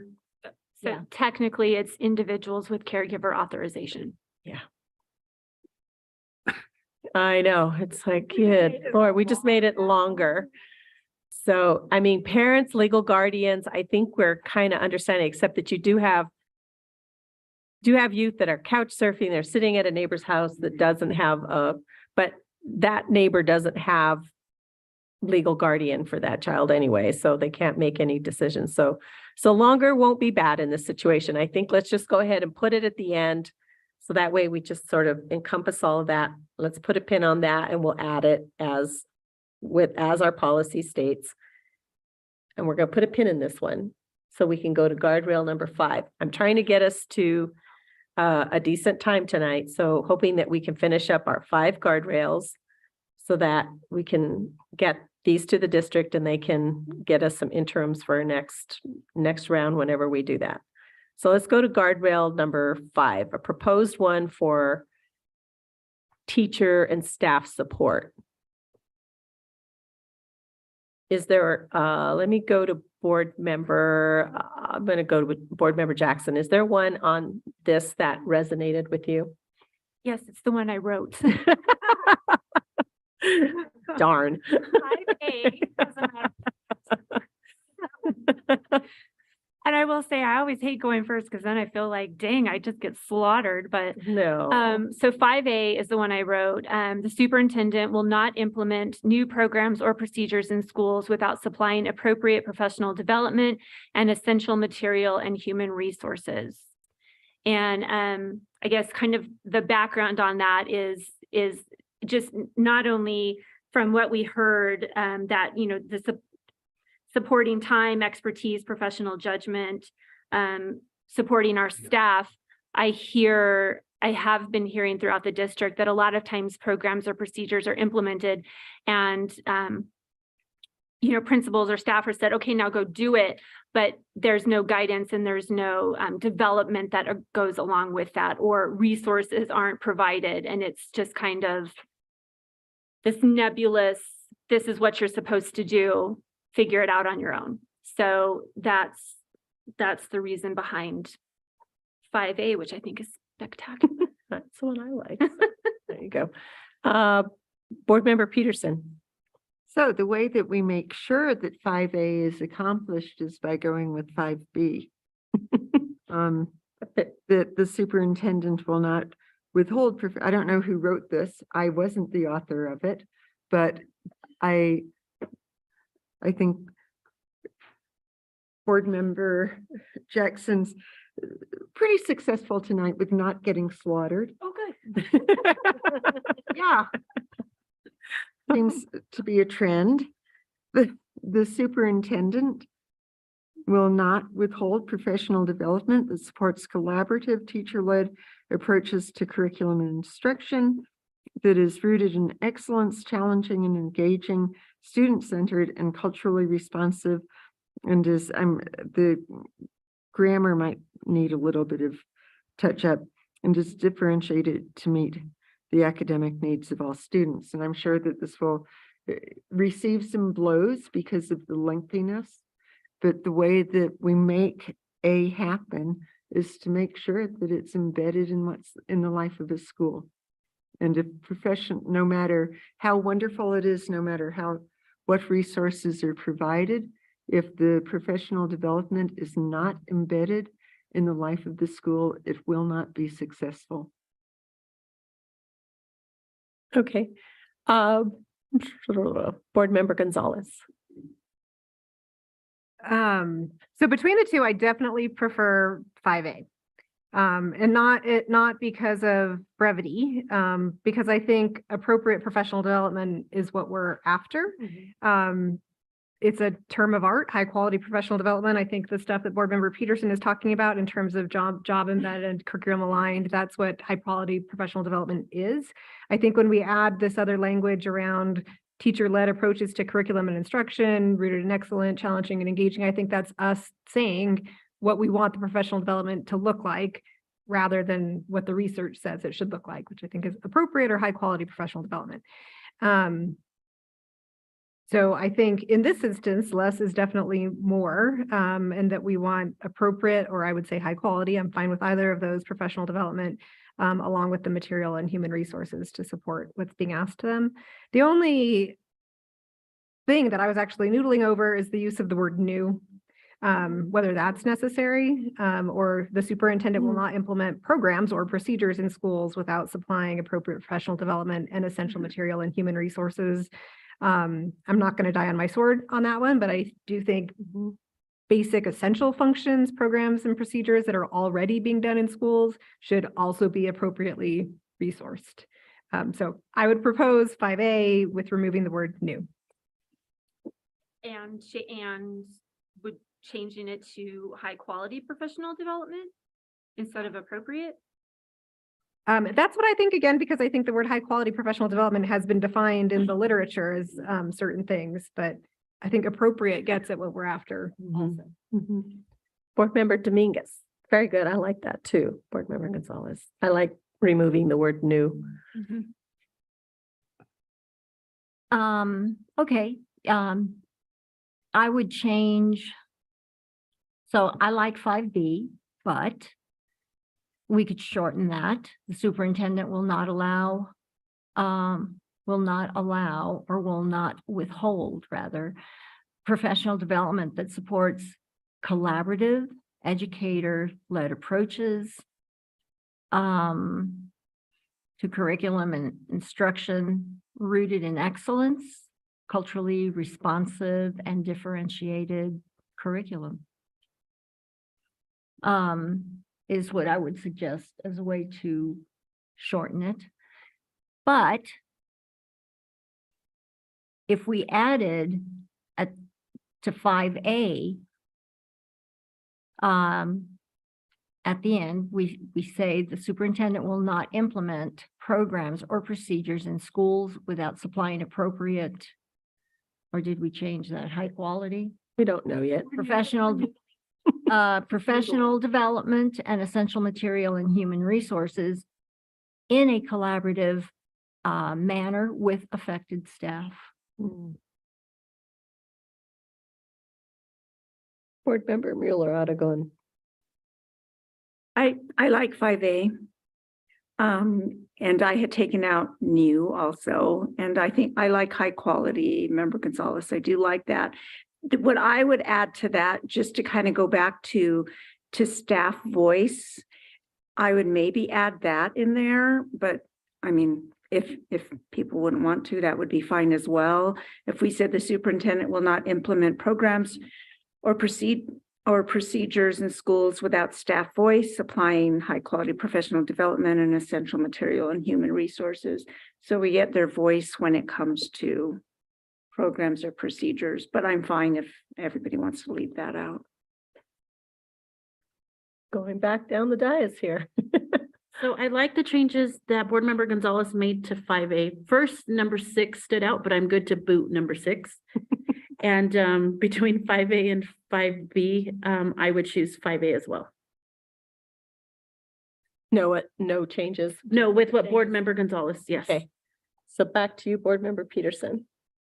So what this implies is that everything that happens in a school should be top down, that only this board apparently in conjunction with the superintendent know what works in a classroom, that we have teachers who are experts in their field.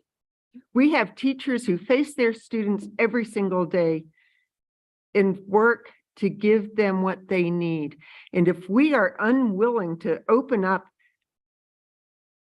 the opportunity for them to impact how they learn and how they practice, with the sense that only we know what this research is that will be acceptable to them, I think we do a real disservice to the practice that goes on in a school. We can give all the lip service we want to how we're pro-teacher and love teachers. We sure appreciate the work they do, but we will make sure that what gets designed for their development does not include them. And I say that with no intentional disrespect for the leadership that's sitting here, because I think you are attuned to that. I think you're paying attention to that. It really and truly is not meant to be disrespectful to the work that the district leadership is doing. But when we omit their access to voice for what professional development is included, I think we send a very bad message to our staff. So I heard that Board Member Mueller-Aragon was wanting to add that in, because I'm looking at teacher staff support and it says responses related to supporting teachers' time, expertise, or professional judgment. So it, as the way that it's stating, what Peggy added. I would just want to, just having been a teacher, I would want them to listen to me. That's why I thought adding staff voice would be important. Okay. But so Ashley, I'm going to have you come on because I'm confused with your, with your little coaching here. I'm not sure that I agree with you. So. So when you add on, so what you have is a guardrail right now around professional development for teachers. So it is very, what you have so far, I'm looking at 5A. It's very specifically talking about appropriate professional development, and so the superintendent has to provide that with essential material and human resources. By just tagging on teacher voice at the front of that, it kind of breaks it up into two separate, so it's two separate values that are being protected. It's high quality professional development, so making sure that teachers are resourced and supported in what they're being asked to do. And then there's also the value that of protecting teacher voice or encouraging teacher voice. So it's two separate guardrails. I do think there's a way that you can state 5A in a way that does include teacher voice.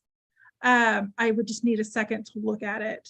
And it may even be something as simple as saying, informed by the people who will be delivering or the people who will be receiving it, or having something about, including the teacher, like including that professional judgment by the actual professionals who are in the classroom, including them in the decision of what is provided. You're going to get into some sticky area going into that, because you then get into the question of where to draw the line. So if you want to have a guardrail specific to professional development resources that are provided in the classroom, you need to be very specific about what that all should entail. Okay. I know. So go ahead, Superintendent. It looks like you want to say something. Yeah, Madam President, just a couple of things as we're listening to this. So one, I think it's important when we look at 5A, I assume we talk about staff, we're not referring just to the teachers. For example, we're doing a lot of training on our new system we're putting work orders. So, we needed to get feedback from secretaries and assistant principals around what worked for them as we looked at new systems. The other thing we're looking at is, and finance is bringing this up for specifically the 5A, but it would be for both, just that there'd be no unbudgeted programs or budgets stay within budgets, because sometimes people will come forward with requests for professional development relating to a program that might, for example, involve travel, that we've had to deny because it's just too much. So when this says I won't block any PD or allow these resources, we need to maybe have some sort of budgetary restriction, because it has to stay within the budget that they've got to operate with. And we've just had that come up recently with a couple of trips we had to limit. Can I ask? Go ahead.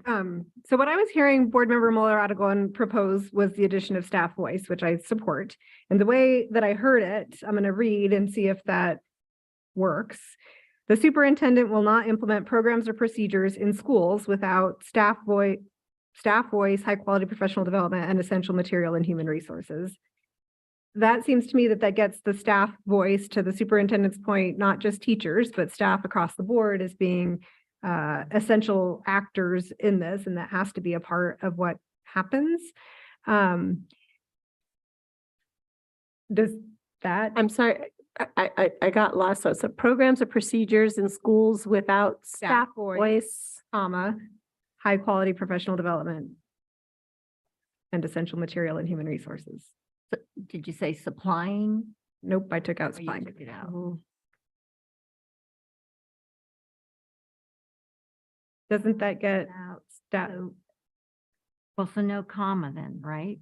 So in schools, could you read that again, The please? superintendent will not implement programs or procedures in schools without staff voice, high quality professional development, and essential material and human resources.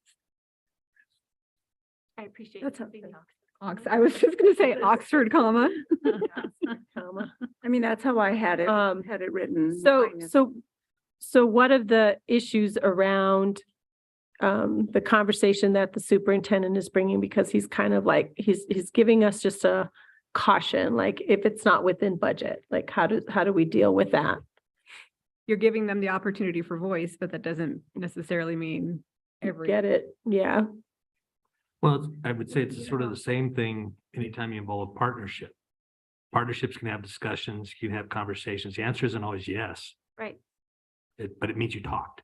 right. So could it be They staff could say- partnership So, instead? well, I'm just saying, a staff voice is fine. I have no issue with that. I think from the financial people, they were just sort of pointing out, they're concerned that people might say, well, I didn't have enough professional development, so therefore he's violating the guardrail. I need to go to,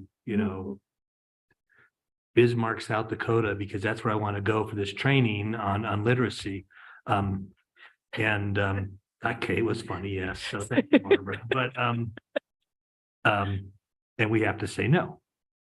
And so they come to you and say, you didn't give us the high quality professional development. Well, it's because it wasn't within the budget that was established. Except that when you put the interims in, so when you come up with interims around this and we come back, we can see if it's being interpreted.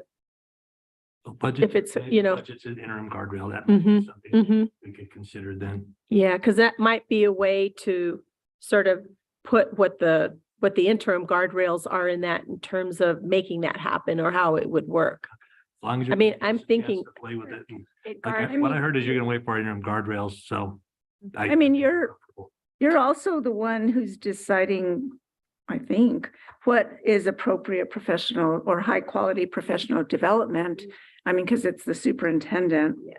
And then we're not going to implement something if we don't have the budget to buy the program. No, and I agree. And I like the guardrail, actually. I think it's well thought out and well intended. It's gonna have some ramifications, but I think there may be positive ramifications in the long run.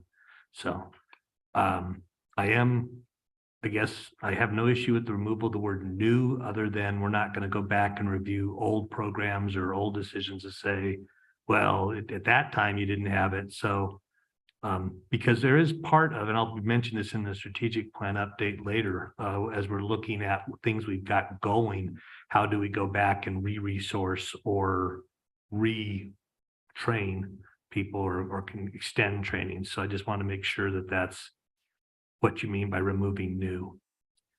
Well, so I think you implement is the start, right? So we're saying you will not implement, you will not begin from this point forward. I mean, that's how I probably, by having implement new, it was almost redundant. Fair enough. So implement, when you start something from this point forward, it will be with staff voice, high quality professional development, and essential material and human resources. Okay. Is my interpretation. Okay. Well, it's going to be my interpretation too. I've always thought you were so smart. And Ashley did say, she goes, it's only that way if the superintendent interprets it that way. So if you interpret it that way, then you get to interpret that with the interim guardrails as well. Okay. All right. So I think somebody, Scott, yeah, it's Dr. Seguda is typing away. I love it because we can see it live. It looks like I'm doing it. I know, it's really cool. I know. Good job. Good job, superintendent. Okay. All right. Okay, so here's where we are. I think I hear kind of a majority. I don't know, we have consensus, but I think we have a majority, at least of us, comfortable with this 5A with staff voice listed in there. I'm looking. I'm not sure that. It was my idea. Still not sure. I mean, Barbara and board member Peterson and Dominguez are still on the fence, but let's try this and see what happens with interims and see how they come in, because what we've got to do here is just kind of draft up at least 5 guardrails. We don't want to have more than 5 because it's too many. So if we go with 5, we start with this, we get some interim guardrails in there to see how they're being interpreted, to see if they're, on target. So what we need to do now, I'm going to put a pin in this one for a little bit and go back up to, was it number 2? Okay. Making this, yes, it's you, because you were the ones that. Yeah, so I want to just kind of readdress this one because I wasn't totally settled with number 2, because I think that as I was not sleeping on this, that it's very broad. that it's so broad, it doesn't have any real meaning and that it lacks clear direction. And what made me think of that is when we asked Superintendent Elder about how he viewed inequitably, and he said, well, you can view it one way and you can view it another way, and there can be 7 different interpretations. So, and there was a saying that was said to me that really meant a lot, and it was clear is kind. And I don't know that this is clear. I don't know that this gives very specific direction to what we are asking of the superintendent, because it can be interpreted several different ways. And so I submitted a second revision because I'm hoping that with a revision, it can at least be clear as to at least what my intent was for addressing resources, and that's 2A. The superintendent will not allocate resources without first addressing student needs at all schools. That was what I was hoping would, because this is the one that regards equitable access. So I think that by having language that's more specific, it's clearer to what is actually being asked of the values, which is equal distribution of resources, that it responses related to providing access to resources or programs, no matter what zip code, economic status, or ability. And so I guess I would like to potentially readdress number 2. If the board is not comfortable readdressing number 2, then I would not like to vote on this guardrail until I know how the superintendent is going to address it in the interims. Well, I do want to state that we're not going to be voting on the guardrails tonight. All we're doing is we're finalizing them so that they can come up with some interims, and then we can see how that fits and see how they got interpreted, if there's need for clarity or things that, we need to add in there. I'm going to respectfully disagree because I do like the way that it's stated, because I felt like it did capture the value around the issue of like how resources are distributed. So we could just land there and see what the interims look like and how it gets interpreted. But is there any other discussion on that? I mean, I just agree with Member Jackson, that I think what she's trying to do with that 2A is making sure that you're addressing all students' needs, and so that we're putting that in there. Is that correct? That you want to make sure that it's like all kids get the resources that they need. So if you have to fund a gifted class at one and you have to fund something else at another, that it's done fairly. So I understand. I understand that. And so what I was trying to do with one of the guardrails, and it wasn't specific to this one, is that I had written the superintendent will not neglect the intellectual, academic, physical, social, and emotional development of all students. But it didn't include the resources in there. So that, I was just trying to do what you were trying to do, just I was doing it in a different way and kind of make it like all encompassing of everything. I like addressing all students' needs, because no matter where they are, they need resources to serve them. So, I like it. And what I was trying to do, there's just a way to, I think, write this in a way, and I don't know if there's a way to try to, I'm just not good at figuring it out on the fly, though. And so maybe we need to sort of trust it at this point, or just let them put our interim guardrails in so we can see how they get interpreted, because then we have this ability to come back and refine and see where we are. Because I think right now we're just sort of we're kind of guessing how the interim guardrails might come back. I would be okay with that, so long as Superintendent Elder, Dr. Segura, I'm looking at you. I hope that you know what my intent is, and I hope that that shows up in one of the interim guardrails, because I just think inequitably is a very It's very broad, subjective term. It's data. And I'm concerned that it doesn't give you clear direction. And when we stop writing, you start, whatever it is, Ashley, you start writing, you start interpreting. Right.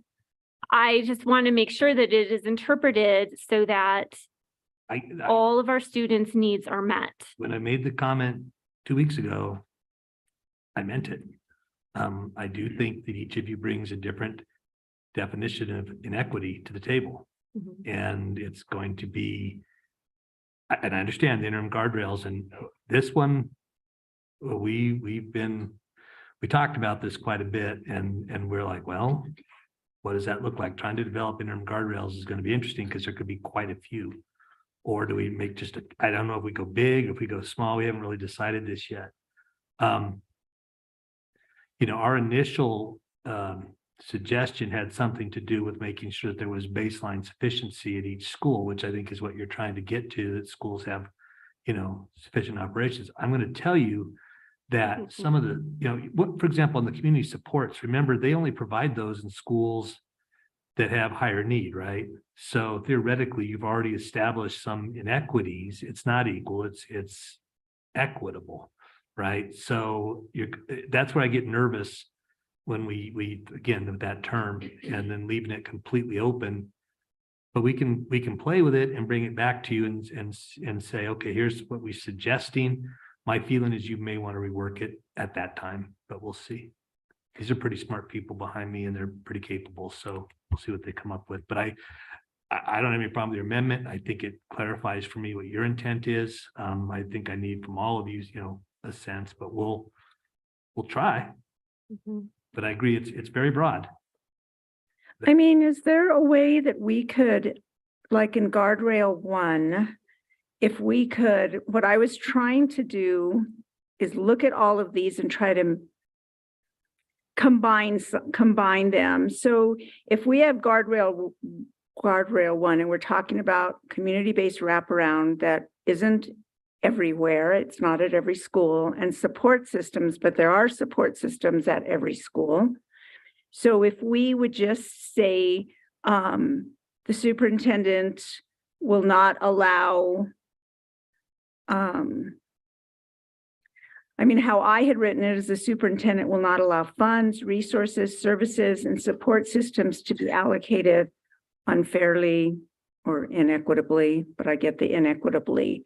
And then we could come up, if we used, put all of this into guardrail 1, then we could try to focus on guardrail 2 about addressing student needs. And maybe we can figure out how to write that. Just a thought. I think if we start sort of listing out all of the things though, too, then it sort of starts to pigeonhole some things. So it's just, I think to operate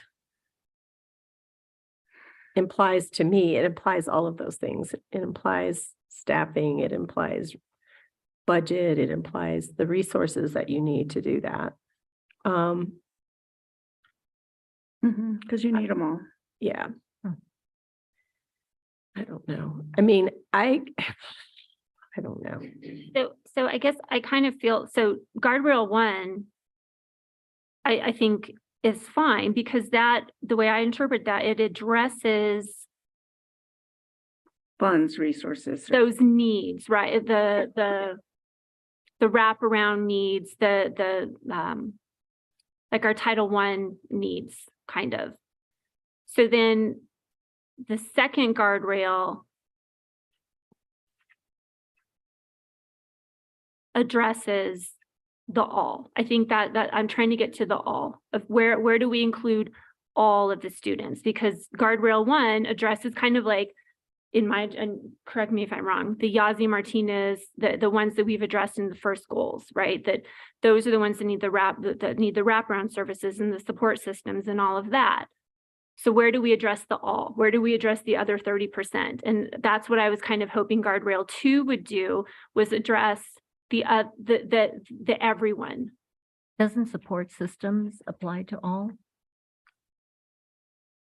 Well, I think, I mean, just because it's next to community-based, I agree that community-based wraparound services. inequitable into.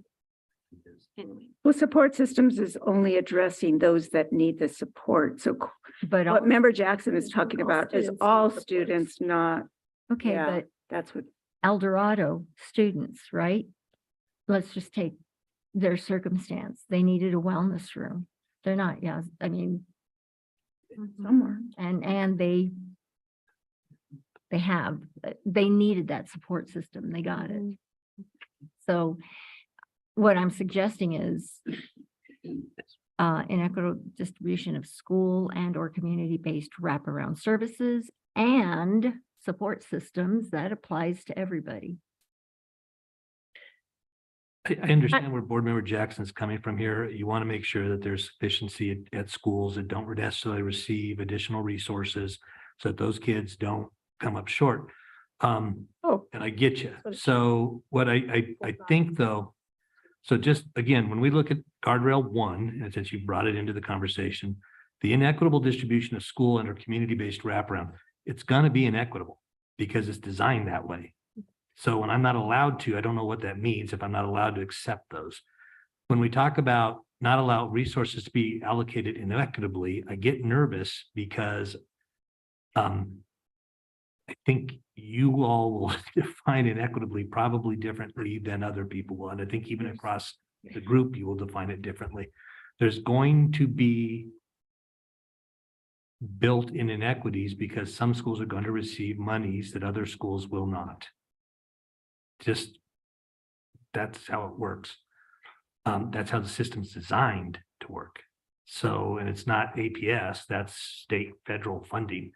So I understand what we're saying. I'm following this conversation. I know what Board Member Jackson's concern is. So there was, I'm thinking this out loud before it goes away. So just to kind of talk to what Superintendent Elder was just saying. So the superintendent, when you're talking about inequitable, why wouldn't we just say the superintendent will not allow the district to operate without needed community-based wraparound and support systems? And then you're not using inequitable, you're just saying needed. I don't know, I'm trying to figure out a way to get you. That's a great revision. I like that revision. Again. But I think in terms of trying to think back to what the community was saying too, is that concern around there being inequity. And that we do have that concern that somehow we need to elevate, keep that value, you know, that is one of the things that the districts needs to stop doing because we've created some inequity and we want to stop that. So I hear that. I think when I was thinking about guardrail number 2, Board Member Jackson, is I remember seeing from another district where the superintendent won't allow like students to like not progress or to lose progression, something because you know, something that was related. I don't know how it was stated. I have to go back and research, but there was one that was around where it captures what I think what you're trying to say is that we're not going to allow students to start failing, you know, because we're also going to pay attention to the fact that as we're moving resources and we're doing things that we're still paying attention to make sure that those students don't backslide or that they're not succeeding. So, I'm trying to. That idea was in guardrails that were added on January 17th. That the superintendent will not allow the district to operate without all students having access to sufficient resources to ensure proficiency for any student group is at a minimum sustained. Yeah, I was going to say, when we first began this discussion, that was the original proposal, and we got into discussion between the wraparound services and proficiency rates, and then at some point proficiency rates dropped off. And I remember the conversation. I don't remember the reason. It was getting late, but I know what you're saying here. Again, the concept is that we don't allow schools to operate in such a way that kids begin to fall off, that they don't have the resources they need to be successful. I don't think that's anyone's intention.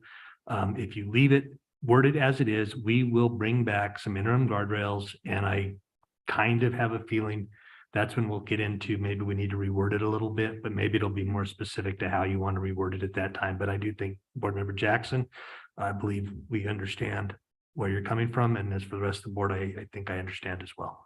Okay. Because again, I think the concept of inequity in different parts of town is going to be defined differently. Right. Okay. Yeah, and we need to address the achievement gap in different areas. I totally get that.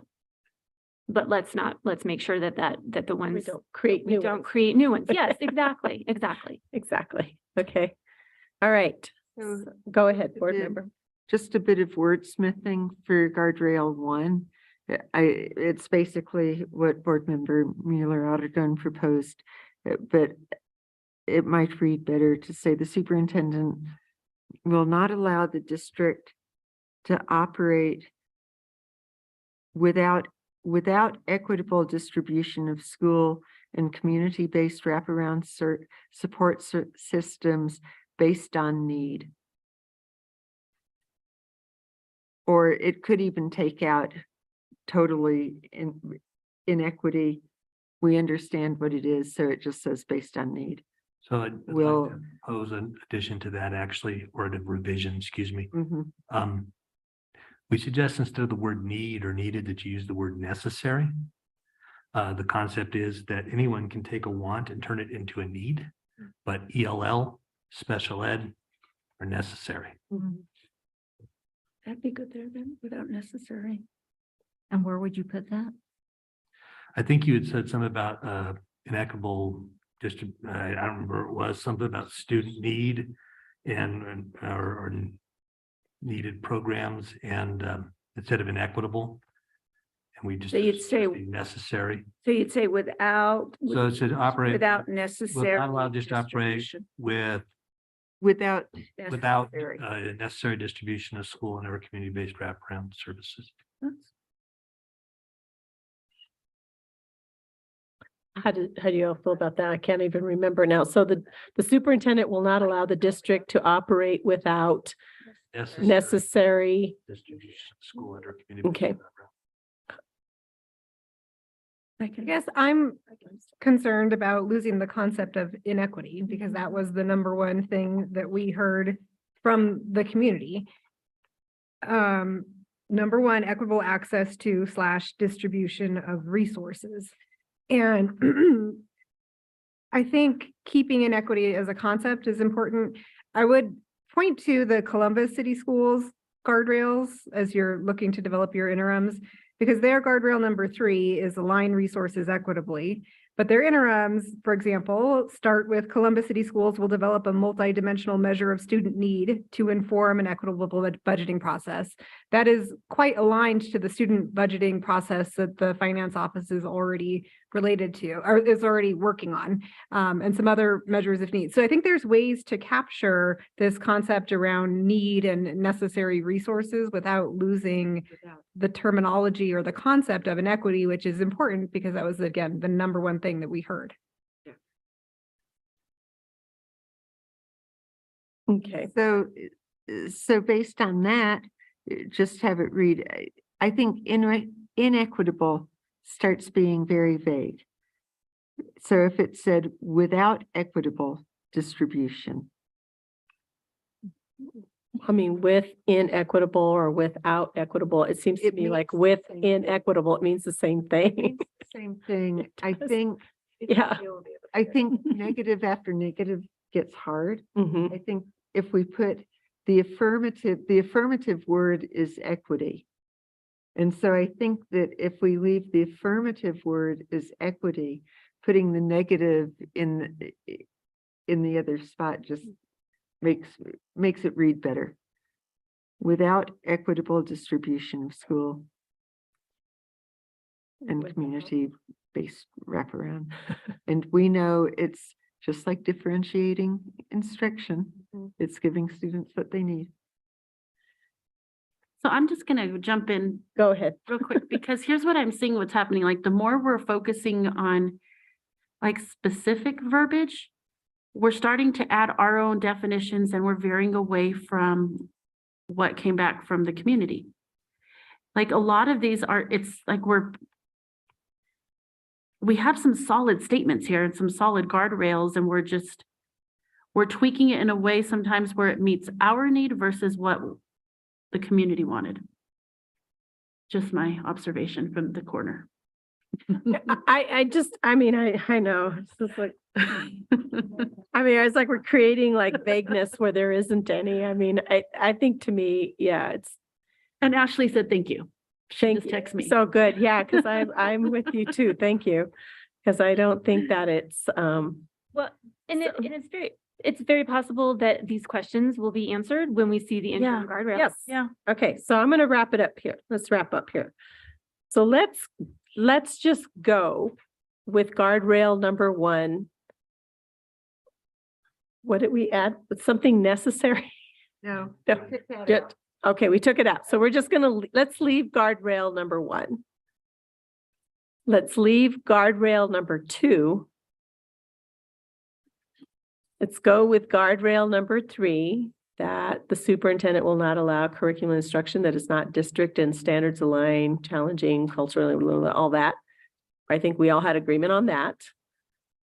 We'll go with the proposed guardrail number 4, which I've lost. Oh, let's see. Superintendent will not exclude parent, legal guardian, caregivers, students, and community voice and engagement, correct? And we'll go with guardrail number 5. Wait, did we get rid of in school and district operations for 4B? It should be included. That's fair. Okay, I didn't hear it, so I thought I'd. It will I thought we were just going to go with 4B, right? The superintendent will not exclude The revised, you were typed. Oh, there it is. Okay. The superintendent will not exclude parent, legal guardian, student and community voice engagement in school and district operations.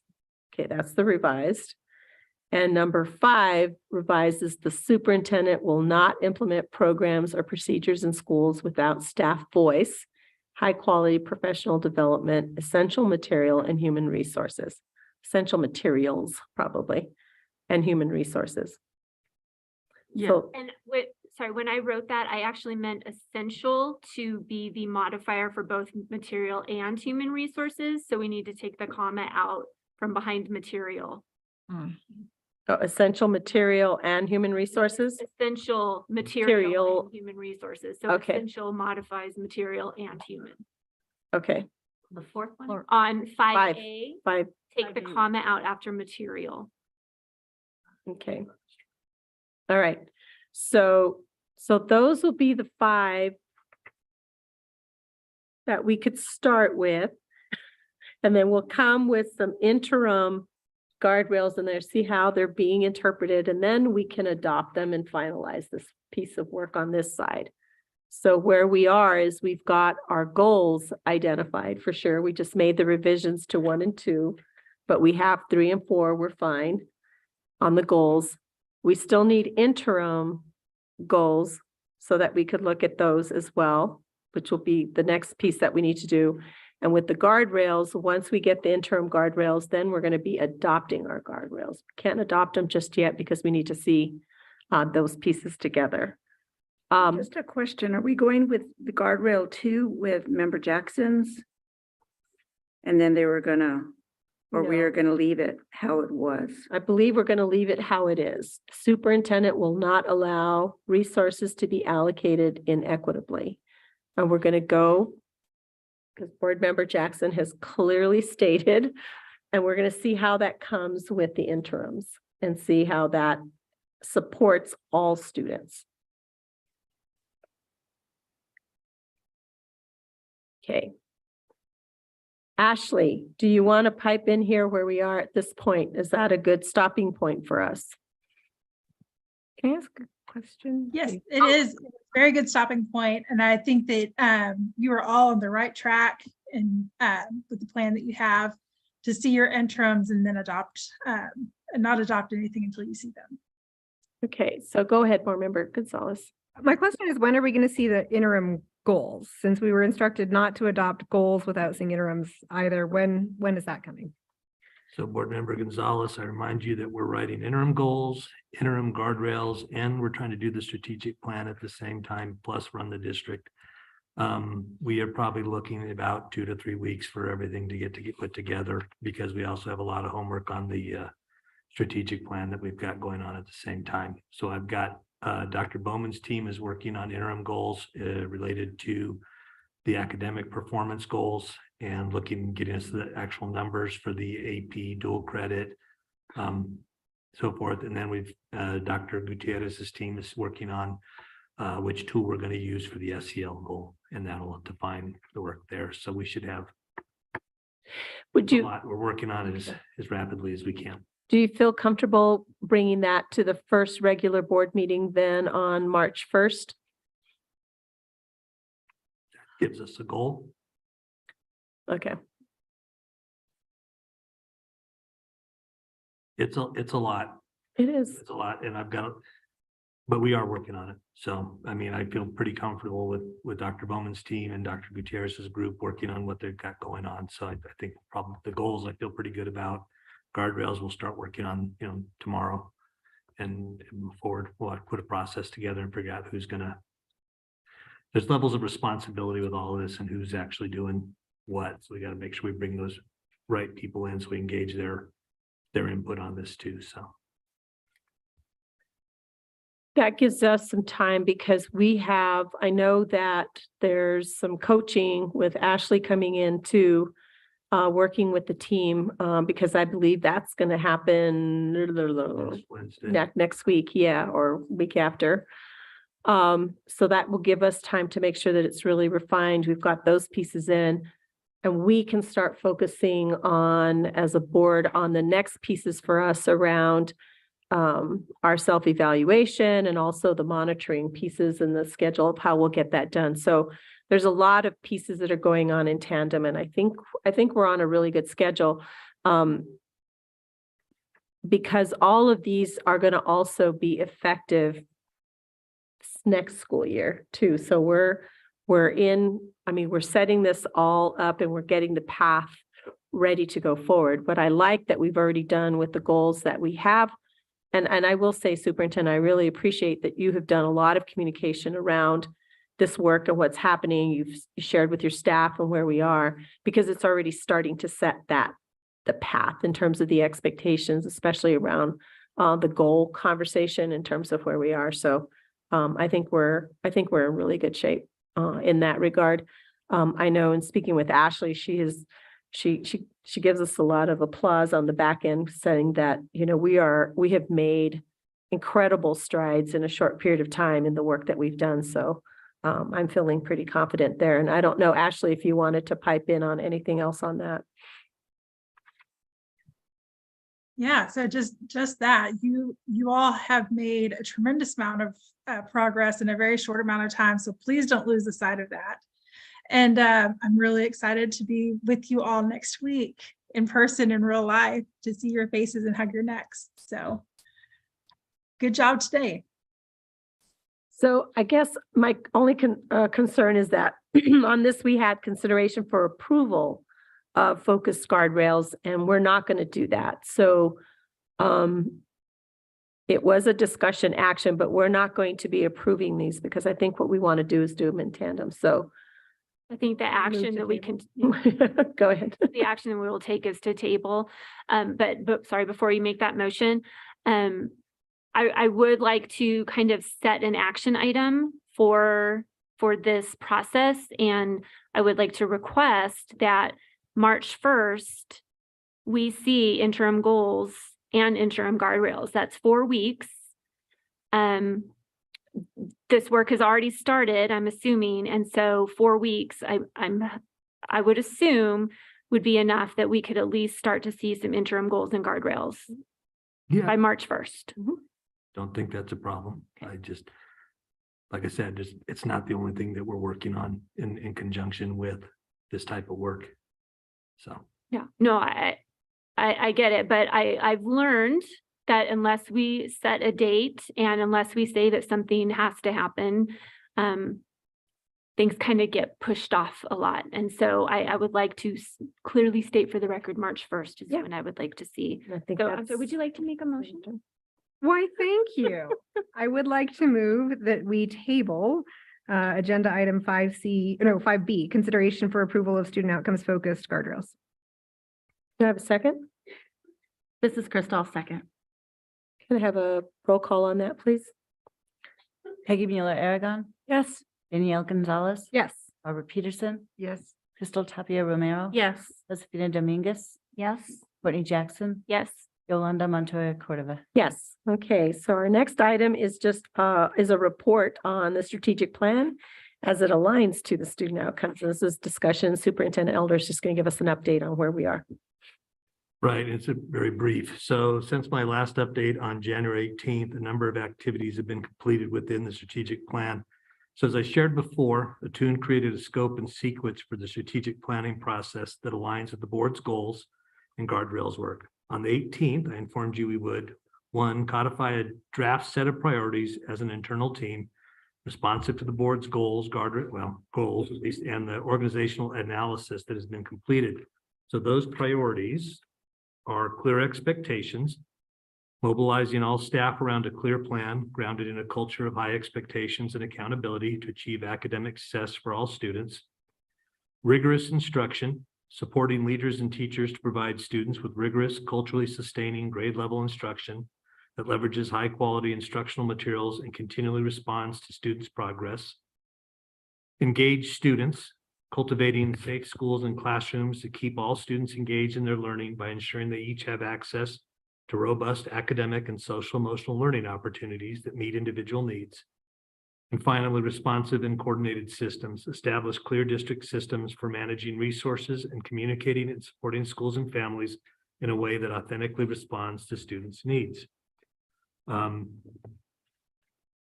Secondly, we said we would convene an advisory committee made up of teachers, principals, family members, and community leaders to provide feedback on key elements of the strategic plan, with the first element being a draft of the strategic priorities. This group met on January 24th and provided a great deal of feedback and useful.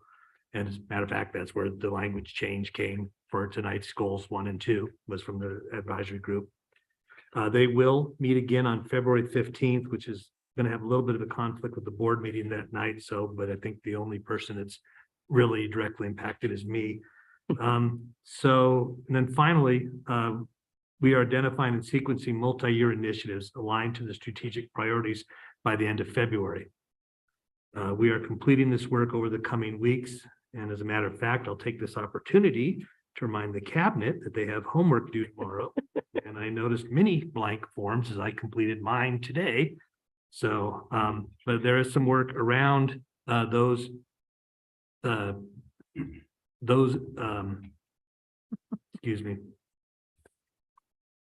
priorities. I knew the word was there. And we're now beginning to identify what the initiatives will be and start aligning those around those priorities over the next 5 years. So that's the work we're engaged in now, and we hope to have that completed by the end of February, along with the work around the interim goals and guardrails. Great. Any discussion, any questions? Go ahead, Board Member Jackson. Looks like you're about to ask a question. I can tell. I think, did you No, have go one? I was just moving this back. So I'm wondering if the Board of Education, if we're going to be able to see the diagnostic report. Okay, and The goal is to when- have Attune present to you on February 15th and provide you a copy of the report. okay. And so as you're moving forward with the strategic priorities with the plan, can you just speak a little bit to how that is happening when the goals and the interim, well, the goals have been set, but the interim goals haven't been set yet. How are you? working Part through of that. this, as I mentioned before, part of the strategic plan is starting to work on those interim goals and guardrails. So what I originally you'd asked, what would some of those interim goals be? And quite frankly, my intent at that time was that many of the interim goals revolve around the completion of the strategic plan, at least in this few month window, right? But we're gonna, moving forward, we'll have to have the interim goals and guardrails that you've requested around on these. So at the time, I didn't have this stuff, so that was sort of what we were thinking. Now we're making adjustments based on the long-term prognosis. So Attuned is adjusting to the work that's being done around student outcome focused governance and trying to lead us through the process and making sure that it aligns. So that's part of what we're receiving in terms of our work with them. It would be helpful to have that report on the 15th, just to hear from them in terms of. Yeah, some of you'll the have that. ideas. as part That'll of be your great. comments to the board. Mhm. That'll be great. Any other discussion, questions? I just want to, I know you guys are working. And running the district. And I appreciate all that you're doing. I know you're working long hours. So thank you.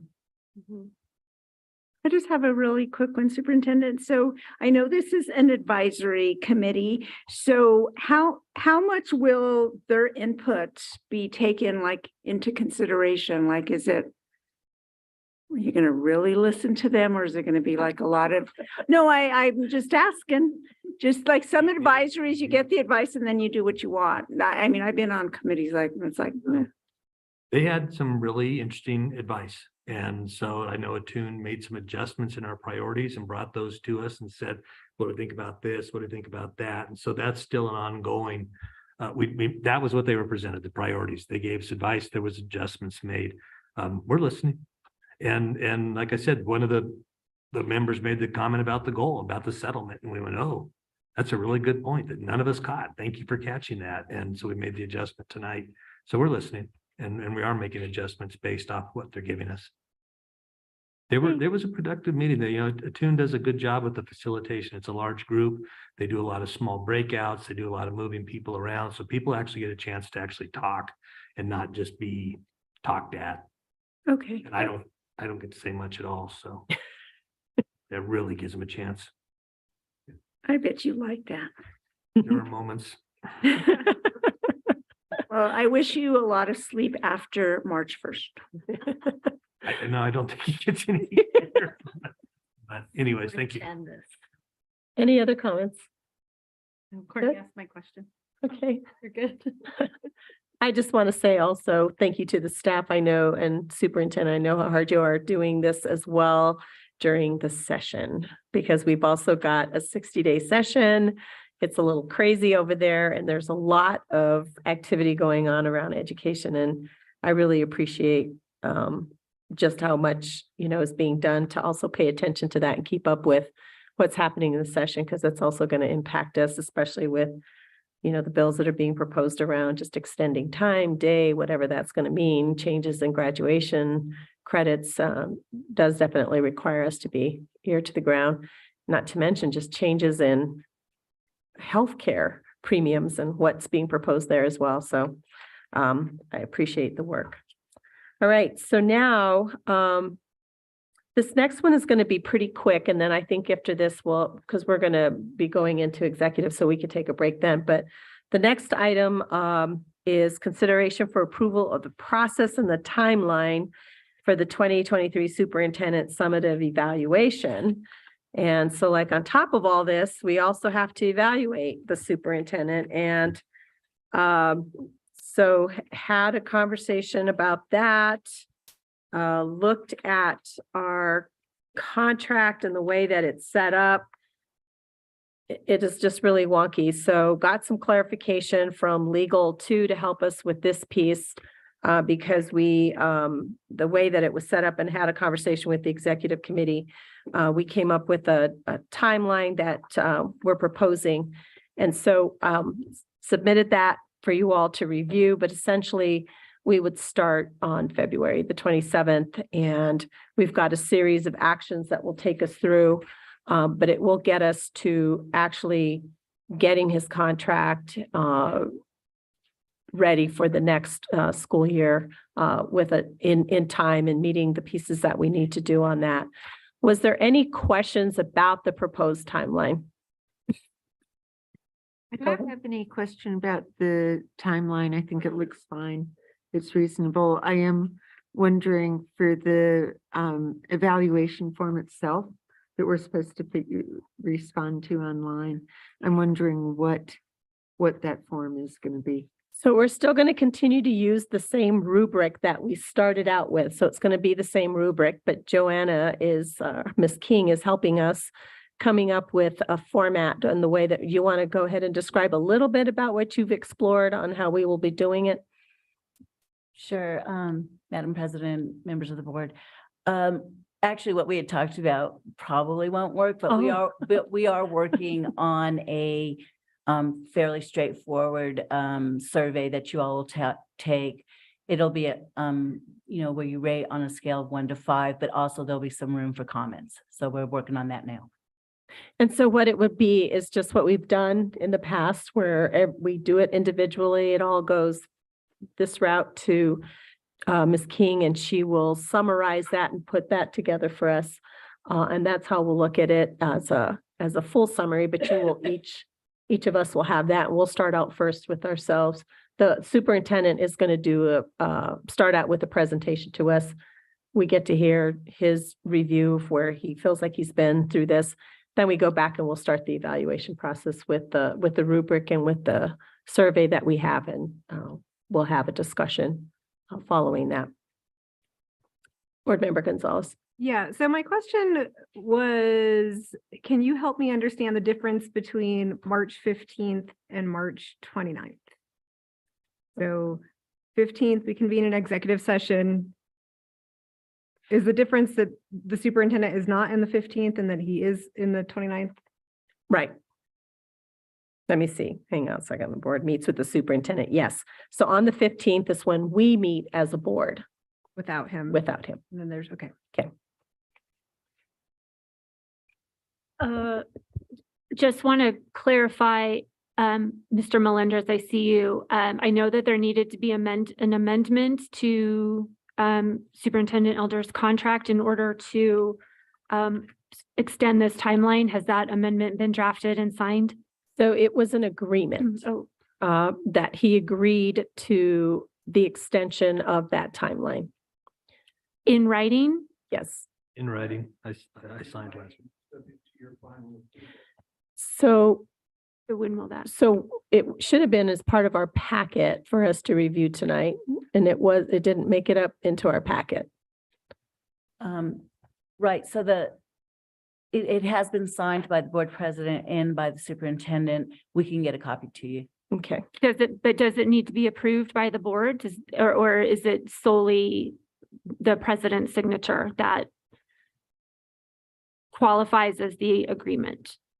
Madam President, board member, yes. I started too early this morning. The short answer is you have delegated to the superintendent and not to the superintendent, to the board president to sign on your behalf the contract. And therefore, to the extent there is a change in date from March 1 to May 1, she's authorized heretofore to sign that. And I understand, well, I drafted it, and I understand it has been presented to the board president and the superintendent, and they have agreed to the wording. I think they may have even signed it subject to bringing this all to your attention. It is not effective until after they both sign off, but it is done. Okay. So we could, let me see here. I'm like lost on my. So what we could do is, one is we have to have a motion on the evaluation timeline. One, and if it pleases the board and if it would make it more comfortable for you, is to say that you approve for me to go ahead and to extend that timeline, that would be fine too. I think it would just make me feel more comfortable. Unless, I mean, I know that the language says that we've delegated to the president, but would it be redundant or would it just be? Madam President, Board Member Jackson, the reason the board president wanted to bring this timeline to you is to make sure you're comfortable. And if you are, we thought that would flow.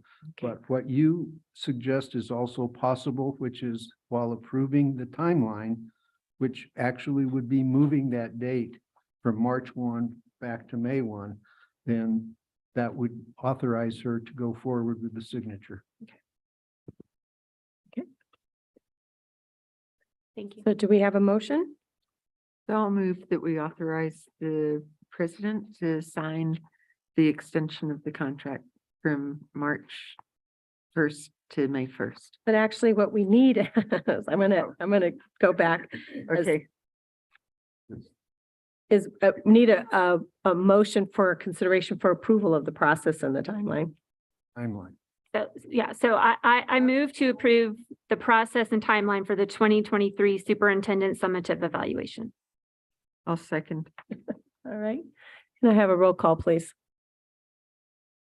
Peggy Mueller Aragon. Yes. Danielle Gonzalez, Yes. Barbara Peterson, Yes. Crystal Tapia Romero. Yes. Josefina Dominguez, Yes. Courtney Jackson. Yes. Yolanda Montoya Cordova. Yes. Okay, so we're going to, we're going to take a break. We need a quick little break. And then, actually, I could just do this announcement is the next Board of Education meeting will be held Wednesday, February 15th, 2023 at 5 p.m. here in the John Milne Community Boardroom. And the next special Board of Education meeting will be held on Wednesday, February 22nd, 2023 at 5:15 p.m. or immediately following the Finance Committee meeting.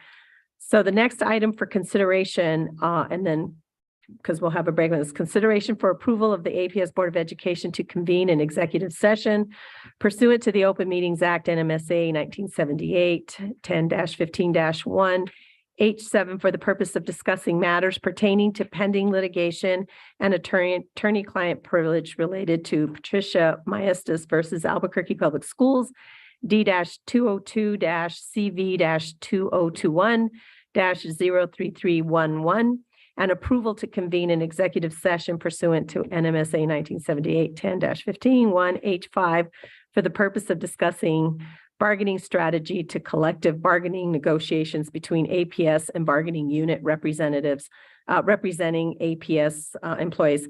I would entertain a motion based on everything I just said with a simple, do you agree? I move to convene an executive session pursuant to the language stated in the agenda. Do I have a second? I'll second. All right. Can I have a roll call, please? Peggy Mueller Aragon. Yes. Danielle Gonzalez. Yes. Barbara Peterson, Yes. Crystal Tapia Romero. Yes. Josefina Dominguez, Yes. Courtney Jackson. Yes. Yolanda Montoya Cordova. Yes. Okay. So we're going to take a quick break while everybody's convening and getting our stuff